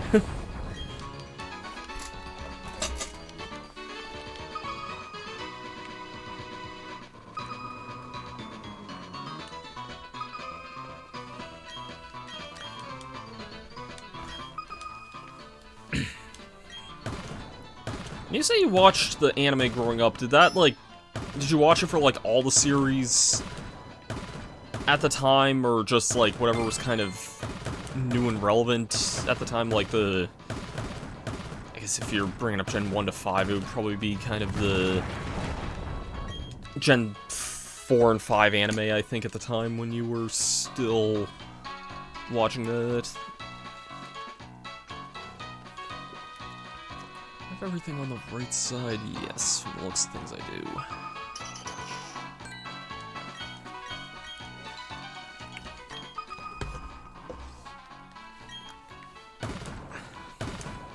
I guess it's just interesting thinking, like, you know, I have other friends too who also told me they didn't start playing the games until around, like, X and Y as well, which I think X and Y were, like, big beginner-friendly games as well. It's just kind of funny to me to think that, like, even Black and White feels new to me, if I'm being honest. Like, I attribute that to just being a Let's Player for so long, but I was rewatching a Let's Play, an old Let's Play from, like, 2010, 2011, like, a few months ago. It was of a Mario 64 ROM hack, and, like, in that, like, the guy was talking about, like, this was the era when Black and White was out in Japan, but not out in English, and he was talking about, like, oh yeah, these are, like, more English names for Black and White release, so if you don't want spoilers on that, it's just, like, you know, that kind of content hasn't really changed all that much in how many years? And yet we're 4 more generations since then. Ah, gotcha. I stopped watching partway through Sun and Moon. I need to get back to that at some point, and I didn't really watch, like, any of Journey's except for when they did the Arceus Chronicles special last year. I watched that, and I really liked that because that was essentially a brand new Diamond and Pearl special. Like, it brought back Ash, Brock, and Dawn together again and stopping Team Galactic. Like, I was right in my childhood again seeing that. But, yeah, it's... I kind of just stopped watching the anime, like, partway through Sun and Moon. I think I got to, like, the 3rd Sun and Moon season, and I saw, like, the 1st episode of that, but I didn't really keep up with it at the time.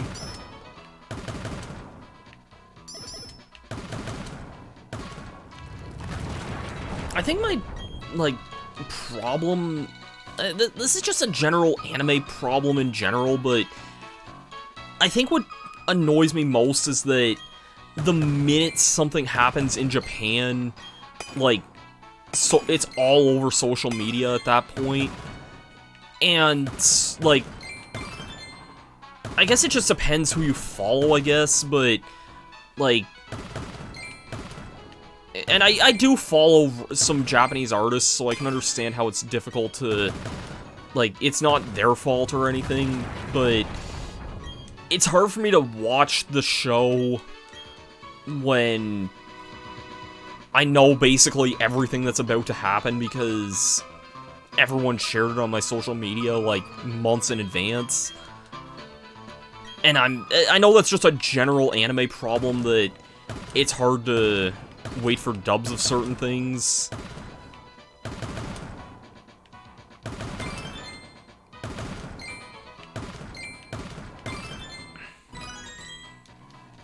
So... And what upset me about that specifically was, the ending of the X and Y anime was completely spoiled for me, like, all over social media. And when it happened, like,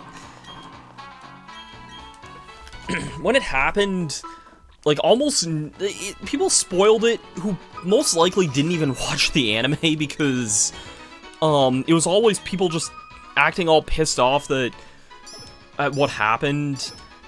And then everyone's like, nah, it's not a spoiler, the episode's out. I'm like, it just aired in Japan, be courteous to other... Nah, the episode's out, man, like, it ain't a spoiler, F you, and...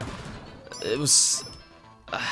just a, like, I hate saying a miserable time, but it was just a really miserable time, and I was not in a good headspace at that point at all, so... Like, that was the era when everyone was, like,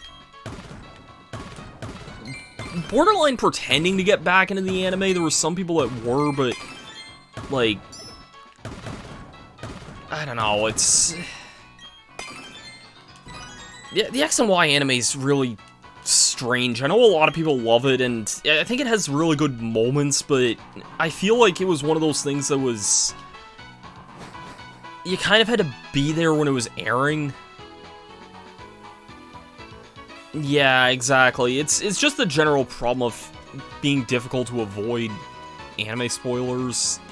It's not exclusively a Pokémon thing, it's just that's probably the worst case for me personally. I don't tend to watch too much newer anime, like... I do watch a bit of Spy X Family.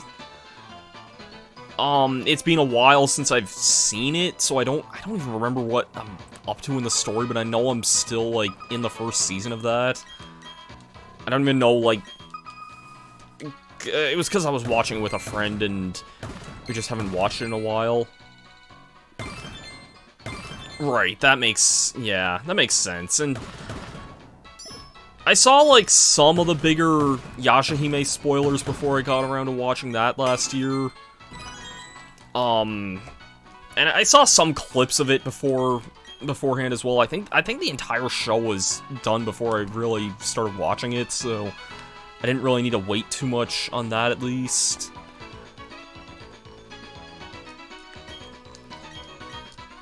Like, I saw the clips of, like, Moroha finally meeting Inuyasha and whatnot, and I think I read, like, some general plot things before I started watching it, but...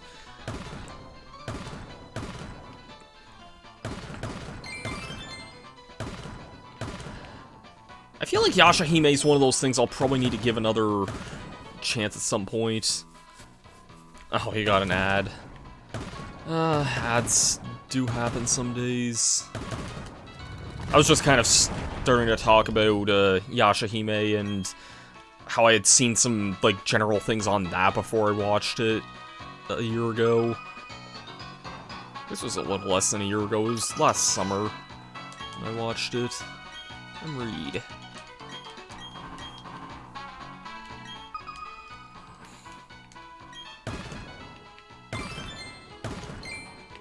Heart scale.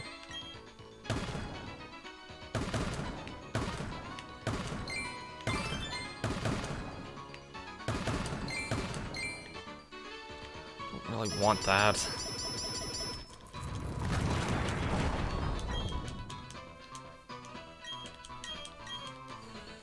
And hey, it's soon gonna be 8 o'clock, which isn't too bad because that means I can actually evolve Chingling here soon.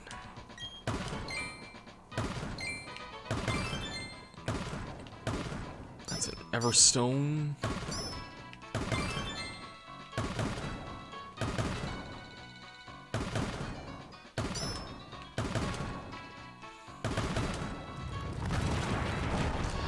As I was saying, oh, I was kind of just starting to talk about Yashahime there earlier. I was just talking about like how I'd seen like clips of that before I started watching it. That's like one of the few like newer animes I'd seen. And I think I was mentioning I'd seen like bits of Spy X Family as well. I don't remember like how much of Spy X Family I've seen. Like, I've seen maybe the first, like, 20 or so episodes of that. Which, I like that show, it's just that I was watching it with a friend, and we just haven't gotten back to it in a little bit, so need to get back to that at some point, but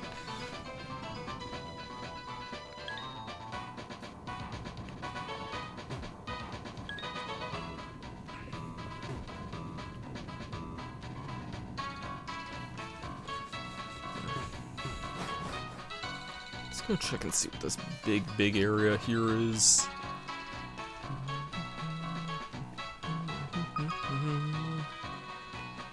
There's a guy here, Dane.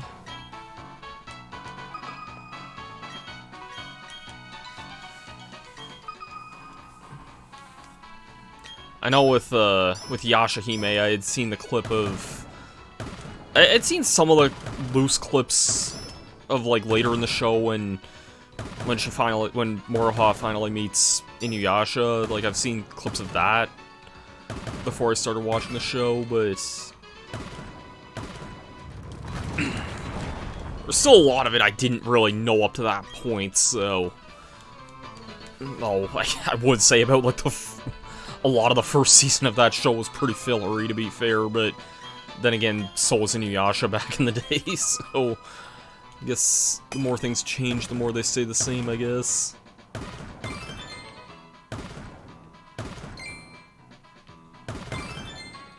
Another odd keystone, I guess.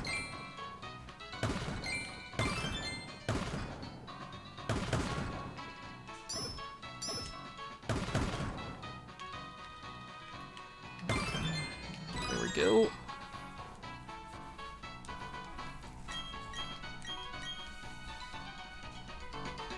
I have how many odd keystones now? Which I don't really even want, because once I get Spiritomb, I'm not gonna try and go for another one.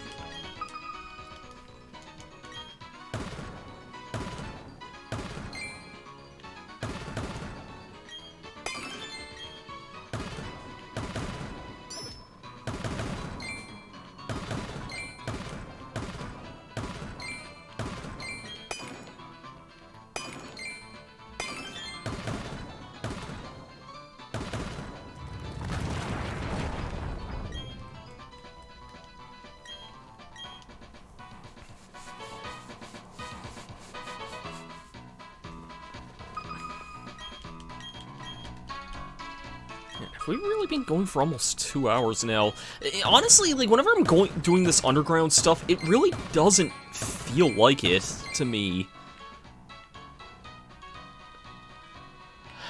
Yeah, that's my thing too, is like, yeah, with Yashahime, like, much as I would love a season that's just like all the characters going on, like, one big crazy-ass adventure together. Like, that's kind of what I would want out of something, but they did pretty much conclude the story up in 2 seasons, so I don't know how else they could really do anything beyond that. Like, that's my general thought on that.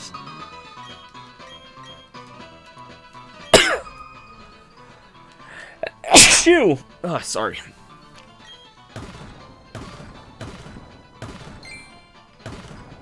I should maybe throw on, like, my sweater house... You know what? I'm gonna throw my house coat on here. Give me a sec.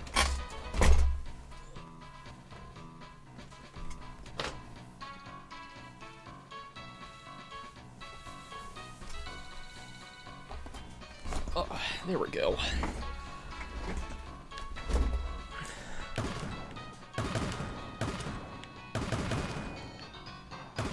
I think also, like, I started watching Yashahime right after I finished watching, like, Inuyasha Final Act and finishing up that, so I know for some people there was, like, some people watched Final Act when it first came out, and that was in, like, 2010, 2011, I think, so for some people there was basically about a decade before they, like, saw what, like, continued after that. For me, it was, like, a few days between when I finished Final Act and when I jumped right into Yashahime, so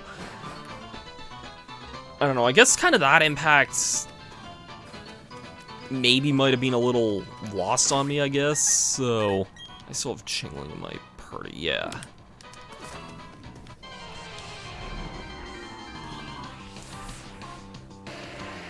I generally thought Yashahime was pretty good, though. I know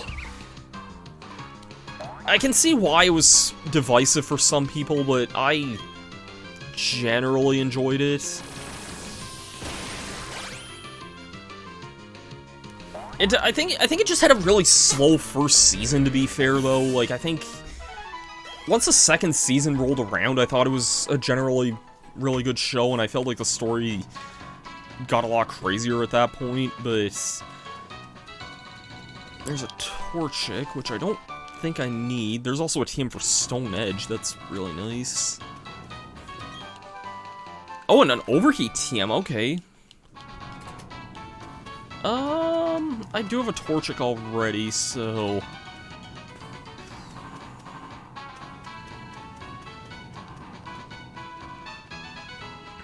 Scorpy.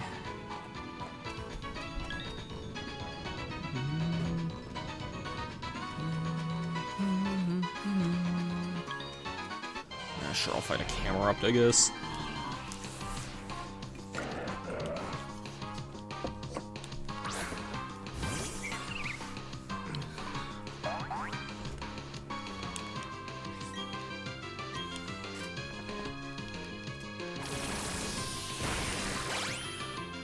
I think, wow, I'm surprised that didn't finish it, and I'm glad I dodged that, because that could have hurt really badly.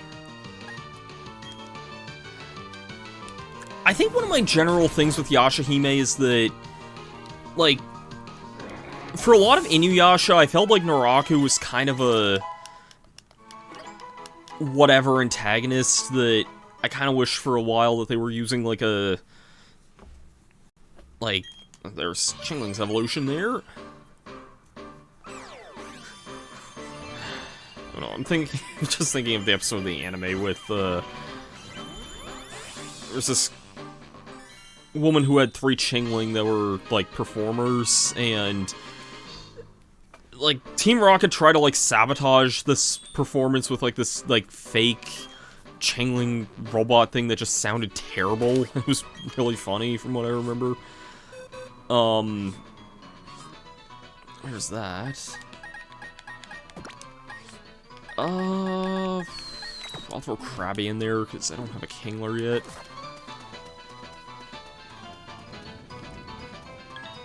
Yeah, I remember I wasn't too keen on Naraku for a lot of Inuyasha, and then, like, by the end of Final Act, Naraku really, really grew on me a lot as a villain. And then going from that right into Yashahime, I didn't think Kirinmaru was, like, as interesting, I guess. Like, it was... I don't know, really. That show's bizarre, but it's probably just best not to overthink it. If they ever somehow did a Season 3 of that, like, I would want it to just be the rest of the characters going on, like, some sort of crazy-ass adventure together, but... yeah, it's...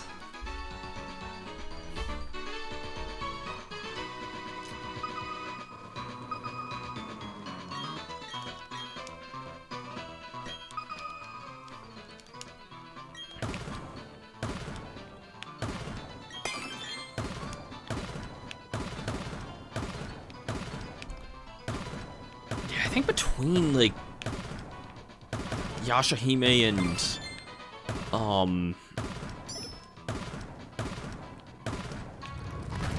Spy X Family... oh, I definitely tend to overthink stuff. That's, just the way my mind works sometimes.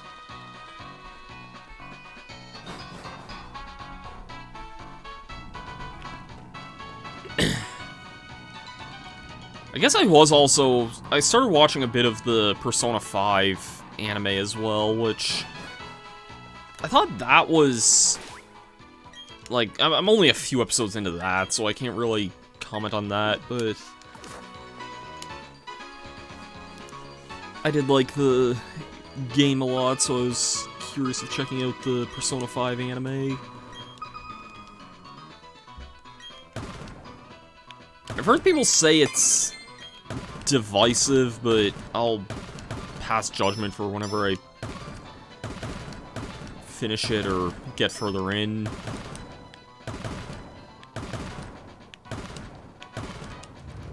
I have actually been in, like, a really big Persona mood lately. I'm gonna take this hat off here now. It's funny because, like, my arms got cold and I started sneezing, and yet my face started getting really warm because I was wearing a winter beanie the entire time, so... yeah. I think going back to what I was saying about, like, Scarlet and Violet earlier, I think that's just another thing with, kind of why I didn't get those games at the time, was that I was already playing through Persona 5 Royal, and I just kind of wanted to, like, strictly focus on that, because I didn't want to overwhelm myself with multiple RPGs, and I already have a bunch of those in my backlog as it is, so... you know, lately I've been playing, in my free time, I've been going through Persona 5 Strikers, which is like a Musou, like, Dynasty Warriors, like, sequel to Persona 5, and I've been enjoying that a fair bit recently, too. Like, it's... out of all the Persona spin-offs I've played, and I think I've at least played all the Persona 4 spin-offs.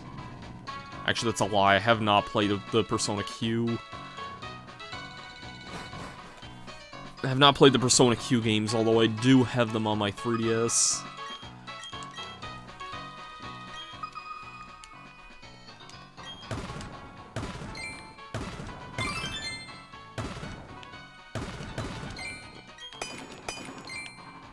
Yeah, I just have so many games in the backlog.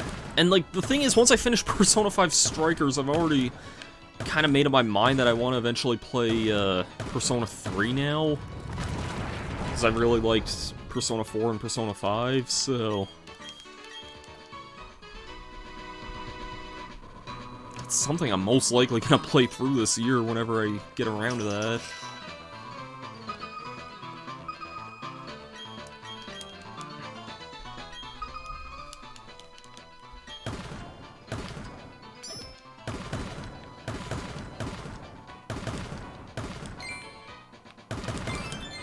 Sphere.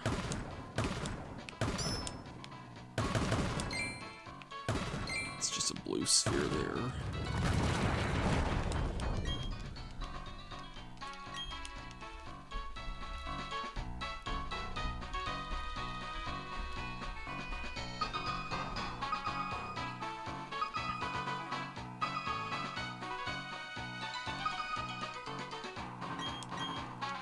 I'm Reggie.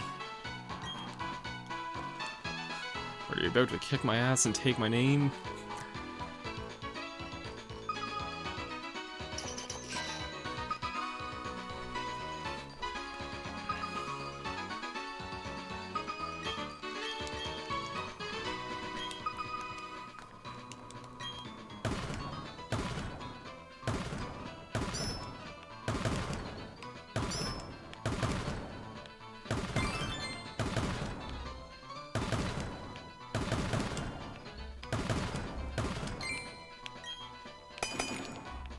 No, get the thing that I actually wanted there. Oh, everything was dug up and at the right time.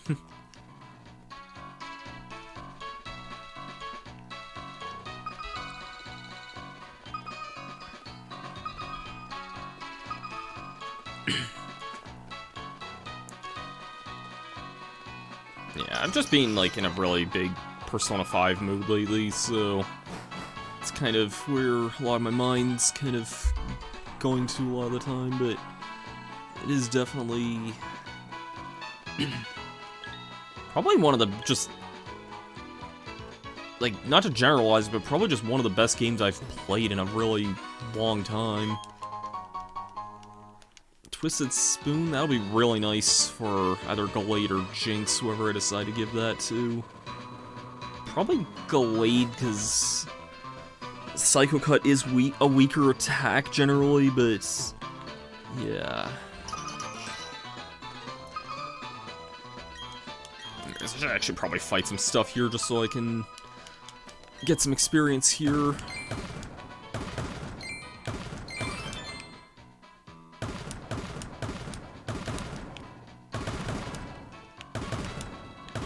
There's definitely still a lot more of this, like, underground search that needs to be done, but I don't know why like, it's weird that I don't mind doing this, yet if this was any other game, I'd probably be bored to tears doing a side quest like this, but I don't really mind it that much in this game for some reason.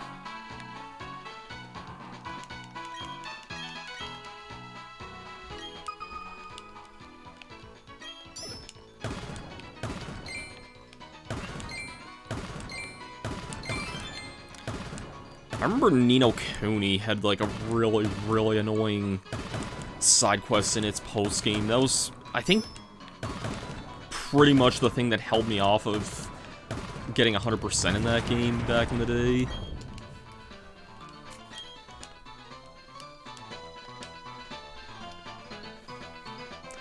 I really do kind of want to revisit that game at some point, because, like, I'd be down to replay it, but, like,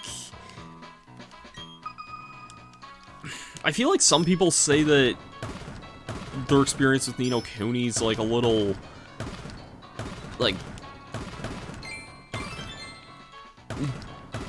I don't know, I feel like the general reception has kind of gotten a little less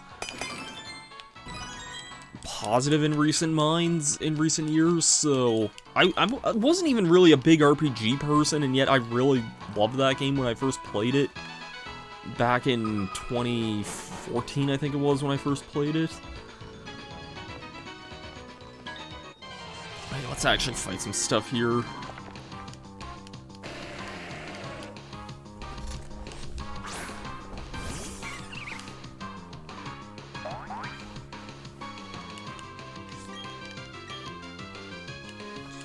Hopefully these guys don't have sturdy. This one did not.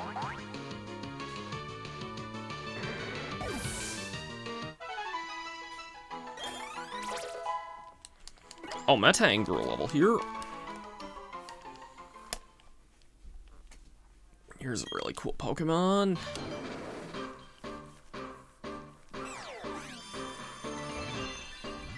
Hello, Metagross.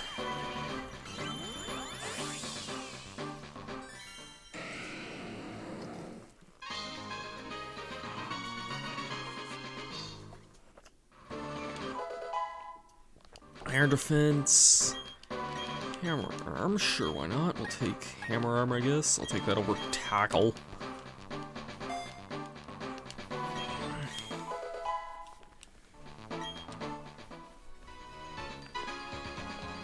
Yeah, when I was younger, I primarily only played the Mario and Luigi games and a little bit of Paper Mario here and there, like the first 3 Paper Marios, and I guess when it came to the Wii Virtual Console, I was big into Super Mario RPG as well. They were sturdy, which I was not surprised at, but not happy to Why do you do this game? Thank God I lived that.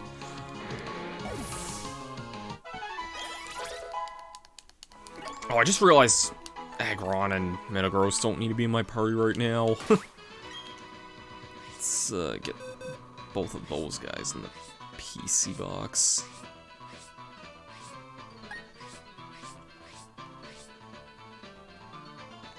Do I have an Ursaring already, or... I could probably evolve this Teddy Ursa here, but... Yeah, besides that... Oh, and I do have a Frostlass. Okay, that's good to see. Just looking for things that I know of really simple evolutions.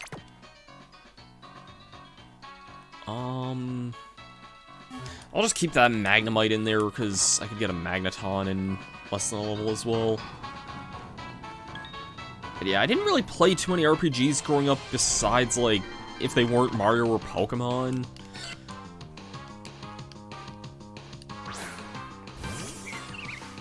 I did get Chrono Trigger on the DS when that was out, and I did really like that, because I just really liked Chrono Trigger. I mean, it's when you think of RPGs, that's usually one of, like, usually listed as one of the greatest in the genre, and I can still stand by that.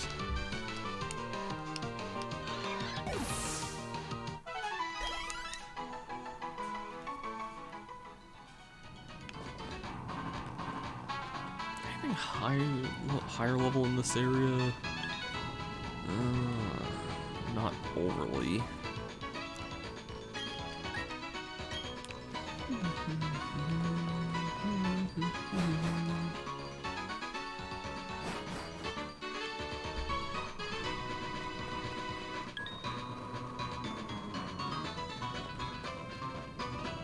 Fight this camera up, I guess, but yeah.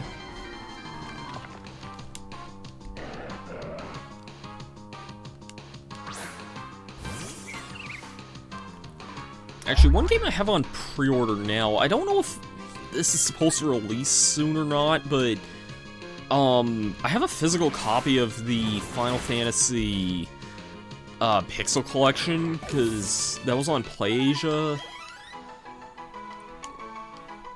a little bit ago, and I thought my pre-order said something about shipping in April, but I don't know where that date came from. I don't know if that's still true or not, so yeah, if if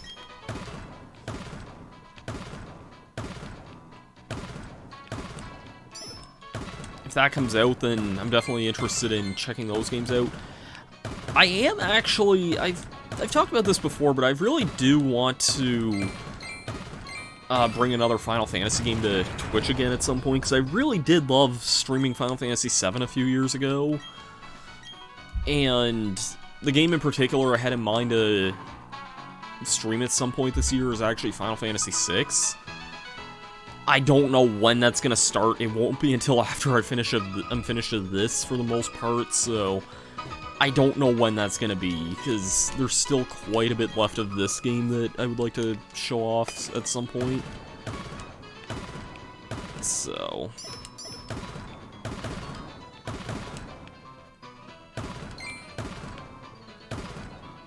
that's another root fossil there.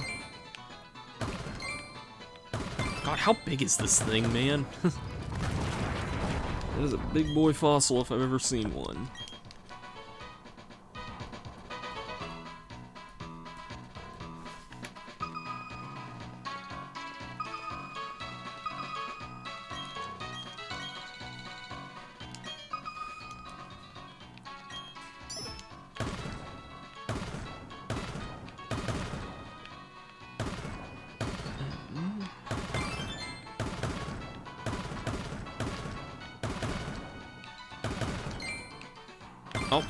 Heart scale. I love getting heart scales in here, but I kind of don't know if I need them for too much anymore.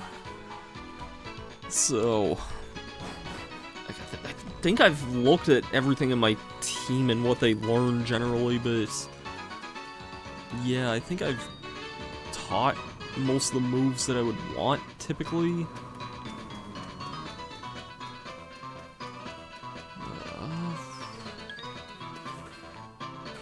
Yeah, sure, I guess I'll fight this Graveler.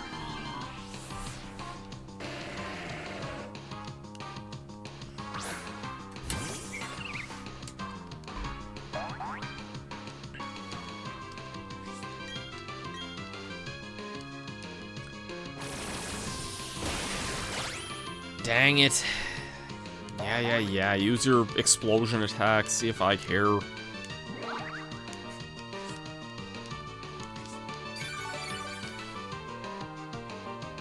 I hate that this is what Gravelers do. Oh, no, okay, went for Stone Edge. That's fine by me. I'll just use Dazzling Gleam and finish this off.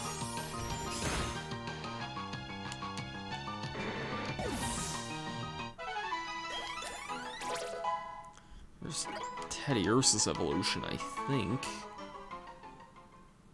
Could have sworn I had an Ursaring already, but I guess not.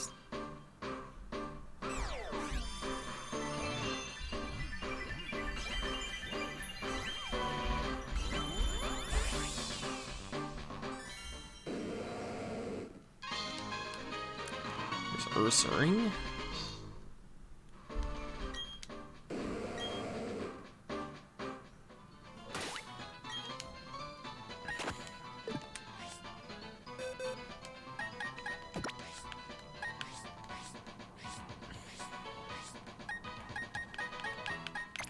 I think once all these other mons I have here level up and evolve, they'll probably call it a stream at that point. I am generally curious. You know what? I can actually go up for this here. I am generally curious how close I am to getting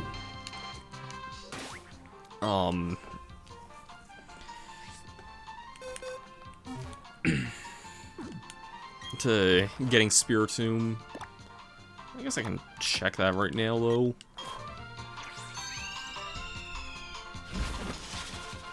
You know, Armand, when you mention Inuyasha RPG, I know loosely kind of what game you're talking about. I'm assuming you're talking about the one on the game on the DS. Like, that just makes me want a new Inuyasha game at some point, whether it be a fighting game or an action RPG. Like, that was one of the things I really hoped they would have capitalized on with, like, Yashahime being relevant the last couple years.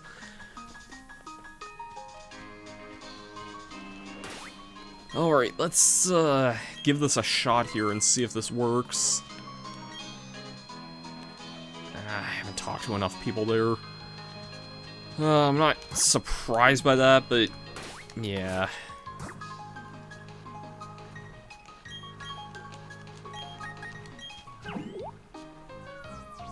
I love the DS sounds. I love the remix soundtrack as well, but the DS sounds just... Oh, Secret of the Cursed Mask, okay, yeah.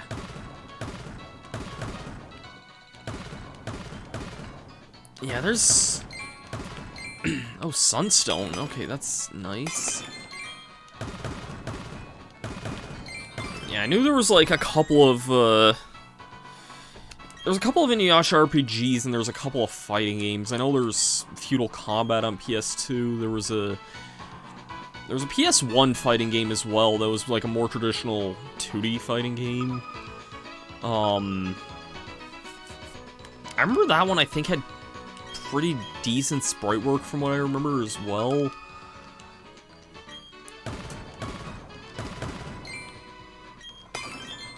There was that, there was a Secret of the Divine Jewel on the DS. Which I remember seeing the ads for that one in Nintendo Power back in the day, but I might have even seen it at, like, a GameStop once, but I never picked it up. I would have probably picked it up as a kid, because given how much I liked the show, but yeah.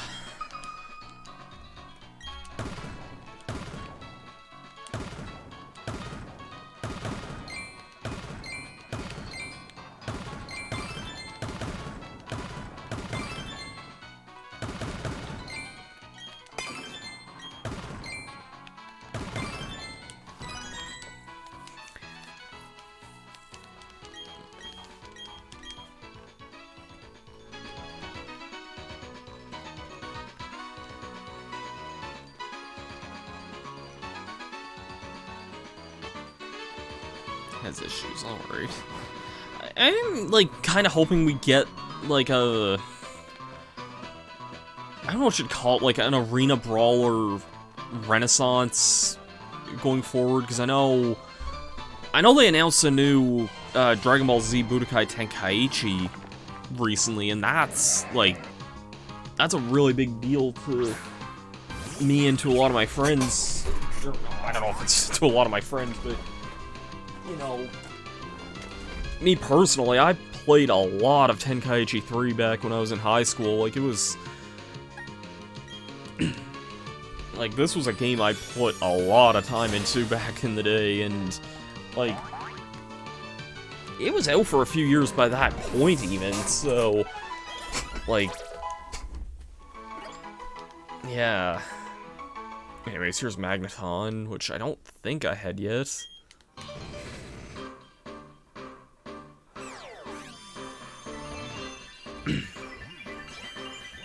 Yeah, Tenkaichi 3 was just a really fun game. I was always interested in the Raging Blast series as well. Because I do, like, that series was, like, the closest thing they ever did to another Tenkaichi. I think it's a similar, like, 3D playstyle, but let's get rid of Screech. Magneton definitely does not need that. I love the Magneton line. It also just evolves into my favorite Pokemon from this generation as well, so definitely a little biased there, but I do love Magnezone a lot. Yeah, I'm really excited to see what they do with the new Tenkaichi. I don't want to call it Tenkaichi 4 yet, because I feel like they could just call it something else. Don't call it Ultimate Tenkaichi, because that's a different game altogether. I played a lot of Ultimate Tenkaichi when it came out, and looking back, I don't really know why, because it's not really, like, they put so many rock, paper, scissors elements in that game that, it's just kind of weird that they do that, but yet it's also, for its time, it was one of the best looking Dragon Ball Z games as well.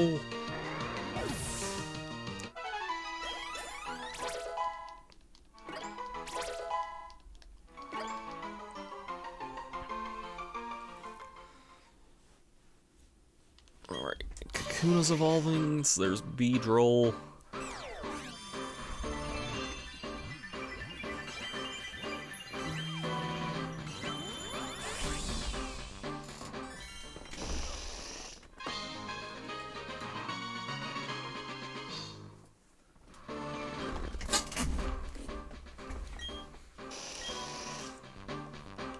Fury attack. I'm actually just gonna keep old moves, not that I'm using this Beedrill for much of anything.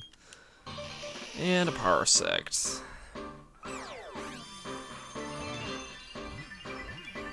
Parasect actually does get some kind of interesting things. By that I mean it gets the move Spore, but yeah.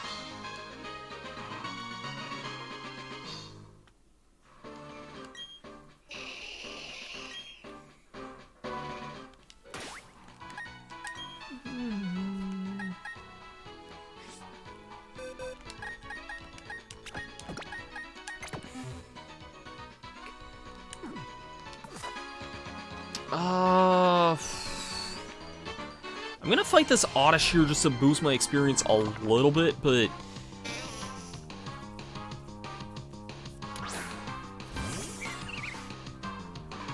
because in order to evolve Magneton, I need to go to Mount Cornet. So...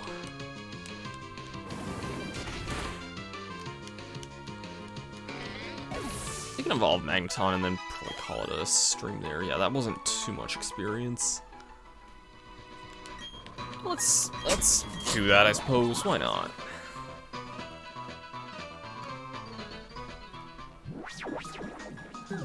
There was actually something in Mount Cornet that I did want to go back and look at, so let's go there. Orberg City.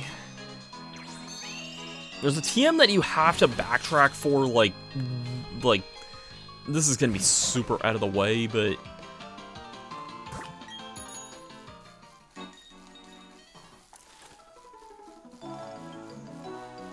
Let's head up that way. And I'll throw Magneton in the lead here, because why not?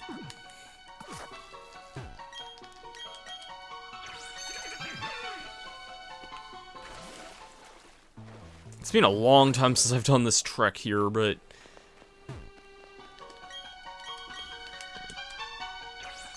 At some point, I do also want to show off the... There is an event that requires climbing all the way to the top of Mount Cornet, but I probably won't be able to show that off until... I'll just say it, it's for the Pokemon Arceus. You need to actually finish, like, complete Legends Arceus in order to show that off in this game, and I don't know when I'm gonna be able to do that, because I've still never really done that. I finished the main story of Arceus, but I need to play more of it, and yeah, it's just kind of a tricky game sometimes to, like, whenever I go back to Legends Arceus, it doesn't hold my attention for too long, so... Okay, actually, let's maybe not keep Magneton in the lead for this.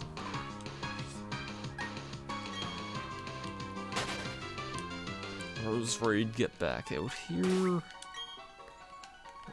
I don't want to be smoked by random fighting attacks here. This isn't where I need to go at all, but works.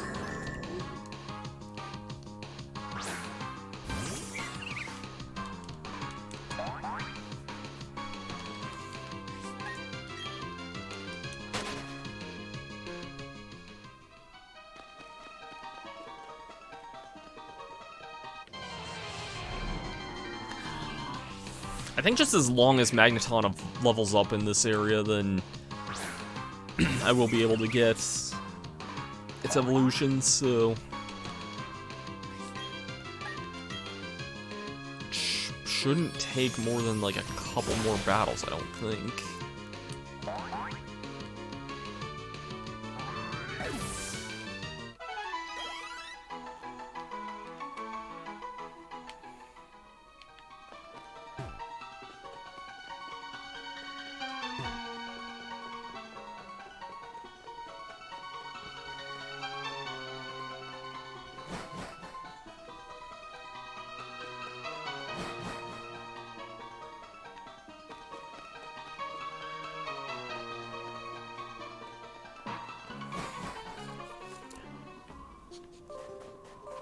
Let's head to a place with much, much cooler music. Hold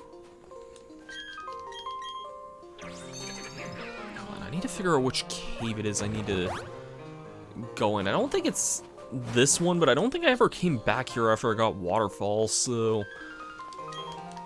There is something I can get here.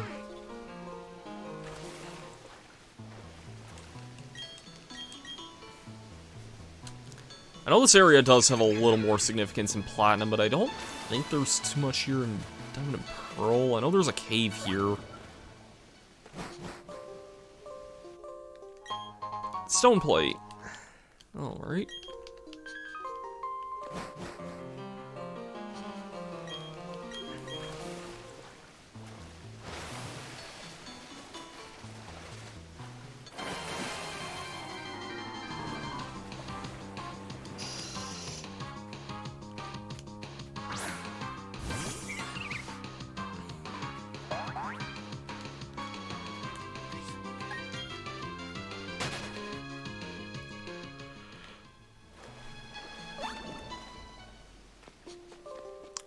feel like if I were to use my Super Rod, I could probably find Wild Gyarados in there, but...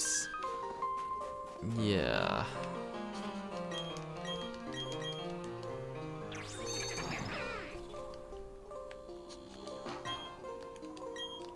Then let me push this boulder, please and thank you.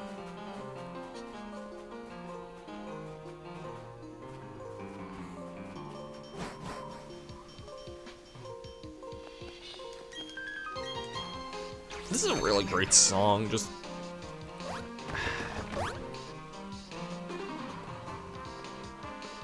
I just love the Diamond and Pearl soundtrack in general, man, just...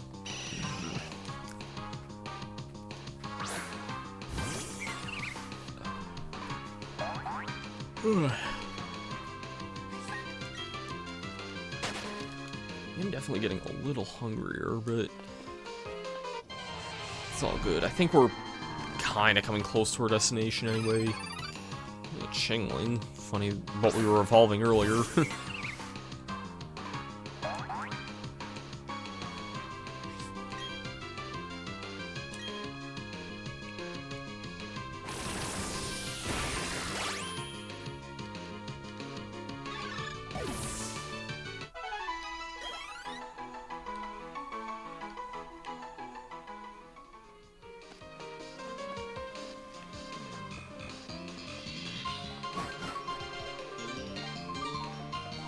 Okay, this is the cave I wanted to come to. Because, if you remember, there was originally a Team Galactic grunt guarding the bottom of this area here when we first came back. There is something nice if we were to come back here. Oh, Wild Clefairy, nice.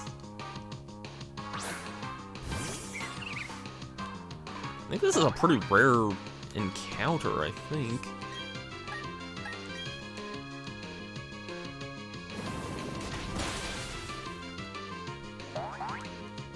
I do like Clefairy a lot, though. There was a recent event, actually, for the mobile game Pokemon Masters, which is the gacha Pokemon game. There was a recent event for that where all of the... yeah, it was like just this April Fool's Day metronome event that they had going on. I don't know if that pathway there leads to much of anything. I want my Magneton to evolve here. If it's anything but a freaking Machoke, I know Magneton can pretty much one-shot anything in this area. Graveler. Should be able to one-shot this with Flash Cannon unless I get ridiculously unlucky with something. It is a higher level, but we'll see. Flash Cannon, go! Thank you. I was gonna be annoyed if there was a sturdy clause in that. Now then, that should be another evolution for us, though, because if we level up Magneton anywhere in Mount Cornet, this is easily my favorite Pokemon of this generation, and one of my all-time favorites. It is Magnezone.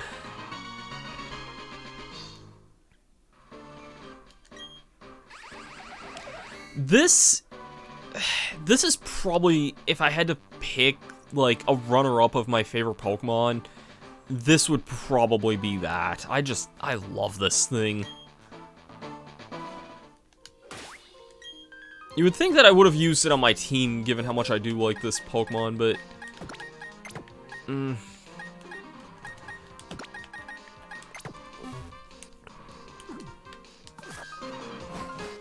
I just didn't use it on my team, though. This is what I came all the way down here for, the TM for Dragon Claw. Yeah, you gotta go this far out of the way, and this otherwise here is like a one-way, like, boulder to get out. Does kind of take me off to a spot where, like, I did kind of want to go to for next time, but yeah. Just gonna use my Versus Seeker and see if I can get a battle or two in for the end here. This Archaeologist is probably gonna be good for a water type.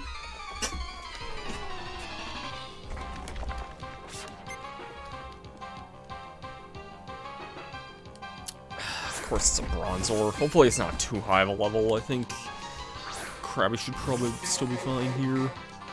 This is I am using a level 60 Krabby here. Oh yeah, we're fine, we're fine.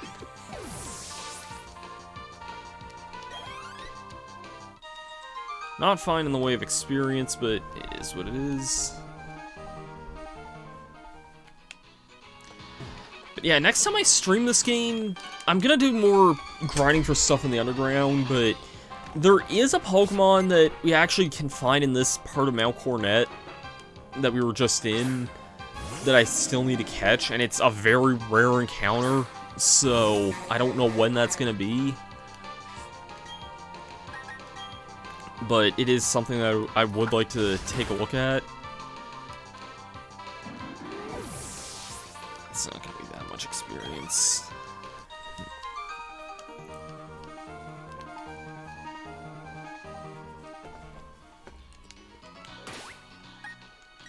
Come on, let's go to my usual grind spot from back in the day.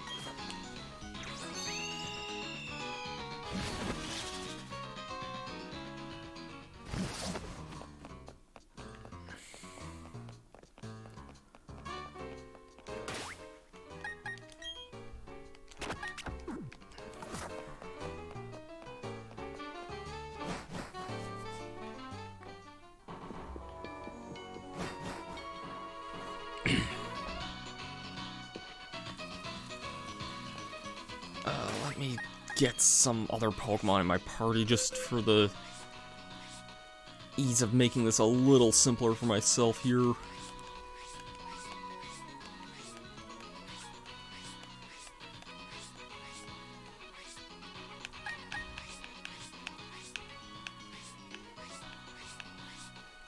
I don't remember half of these, like, backgrounds here, but these are pretty cool. Okay,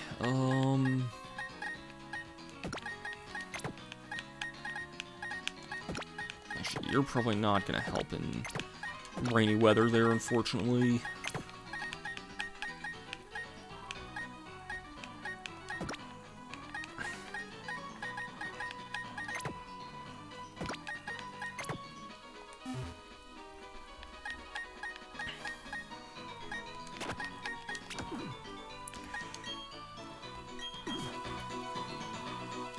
Of course, trainers aren't ready, because why would they be?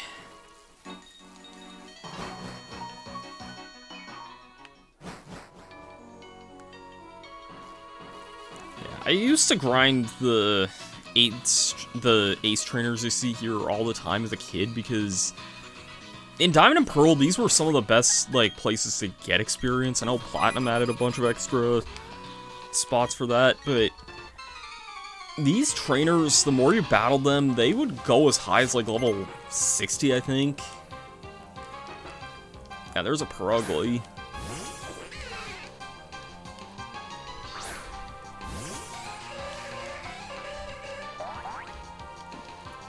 Are you that high level yet? Yeah, you're level 60, so yeah, this was just a really great duo of trainers to grind in the old days, and probably still now too, but there are a lot of other good options for grinding as well. And an Alakazam. Ugh, that's...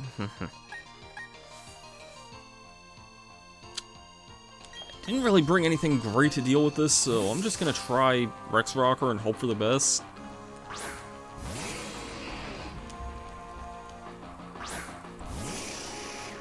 I don't think Alakazam's gonna take an Earthquake all too well. I just don't think I'm gonna take, like, a Psychic or something too well either.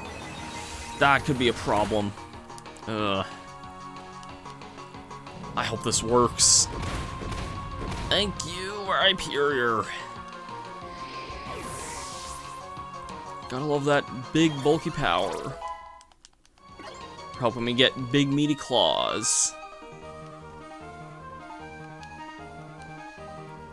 Oh, I made you lose your confidence now, did I? Did I?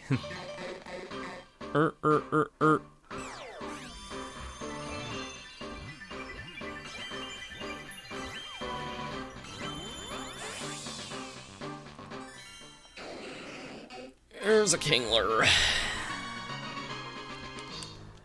Alright, well, I think that's probably gonna just about do it for tonight's stream. I know this was very much just like a low-key hangout and chill kind of night, but it's not bad to have nights like that every now and again.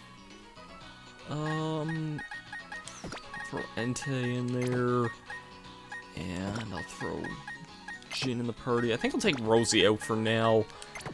From here on out, like, who else? Oh, I'll keep Sparkstar for now. From here on out, because I have 12 Pokemon on my team here, I do feel like a lot of, like... What am I trying to say here? I do feel like a lot of Pokemon I'm going to be using in a bit going forward are going to be ones that I'll be using for the Elite Four rematches, which is going to be my second team, which is basically this except with Altaria instead of Luxray. But there's still going to be some very difficult things going forward here. If you notice, I don't exactly have a water type in my team, or a grass type for that matter. So it's gonna be kind of difficult, not gonna lie. I'm not really too sure how well we're gonna fare in those times. But yeah. Next time we'll hopefully kind of be more back to our regularly scheduled legendary broadcasts. Otherwise, though, I think... we have a few more legendaries to catch. I know we have one main one and then a bunch in Ramnas Park. We have a few more gym leader rematches. We have Feebas, which is... Honestly, I might even do the Feebas thing next time, because that might just be another kind of low-key, chill hangout event, just to chat and whatnot.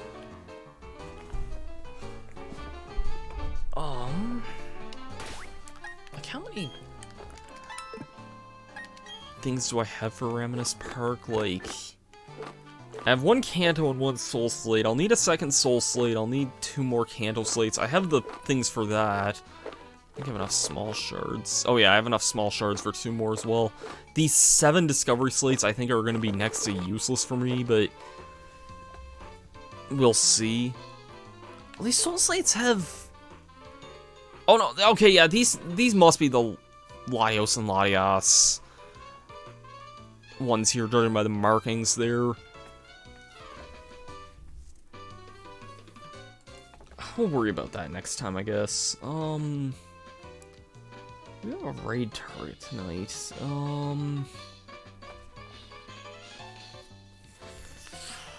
I don't know if we have a raid target tonight or not.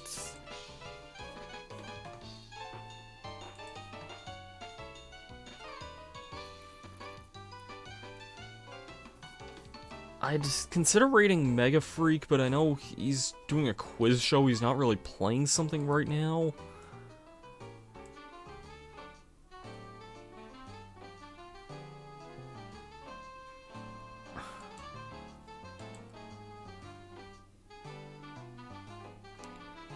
Is anyone streaming on, like, other servers here?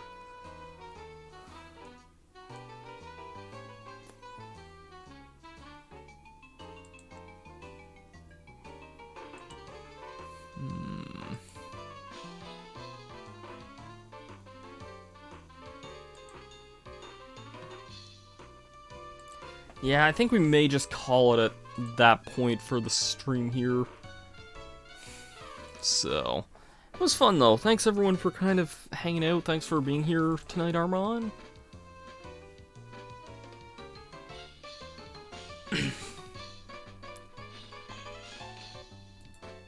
Yeah, it was just kind of fun to just kind of hang out and play some Shining Pearl tonight. Get back into this and get back into streaming anyway, because I haven't touched anything since I played Metroid Prime Remastered there, and that was when that first came out, so like back in February now. We're now into April.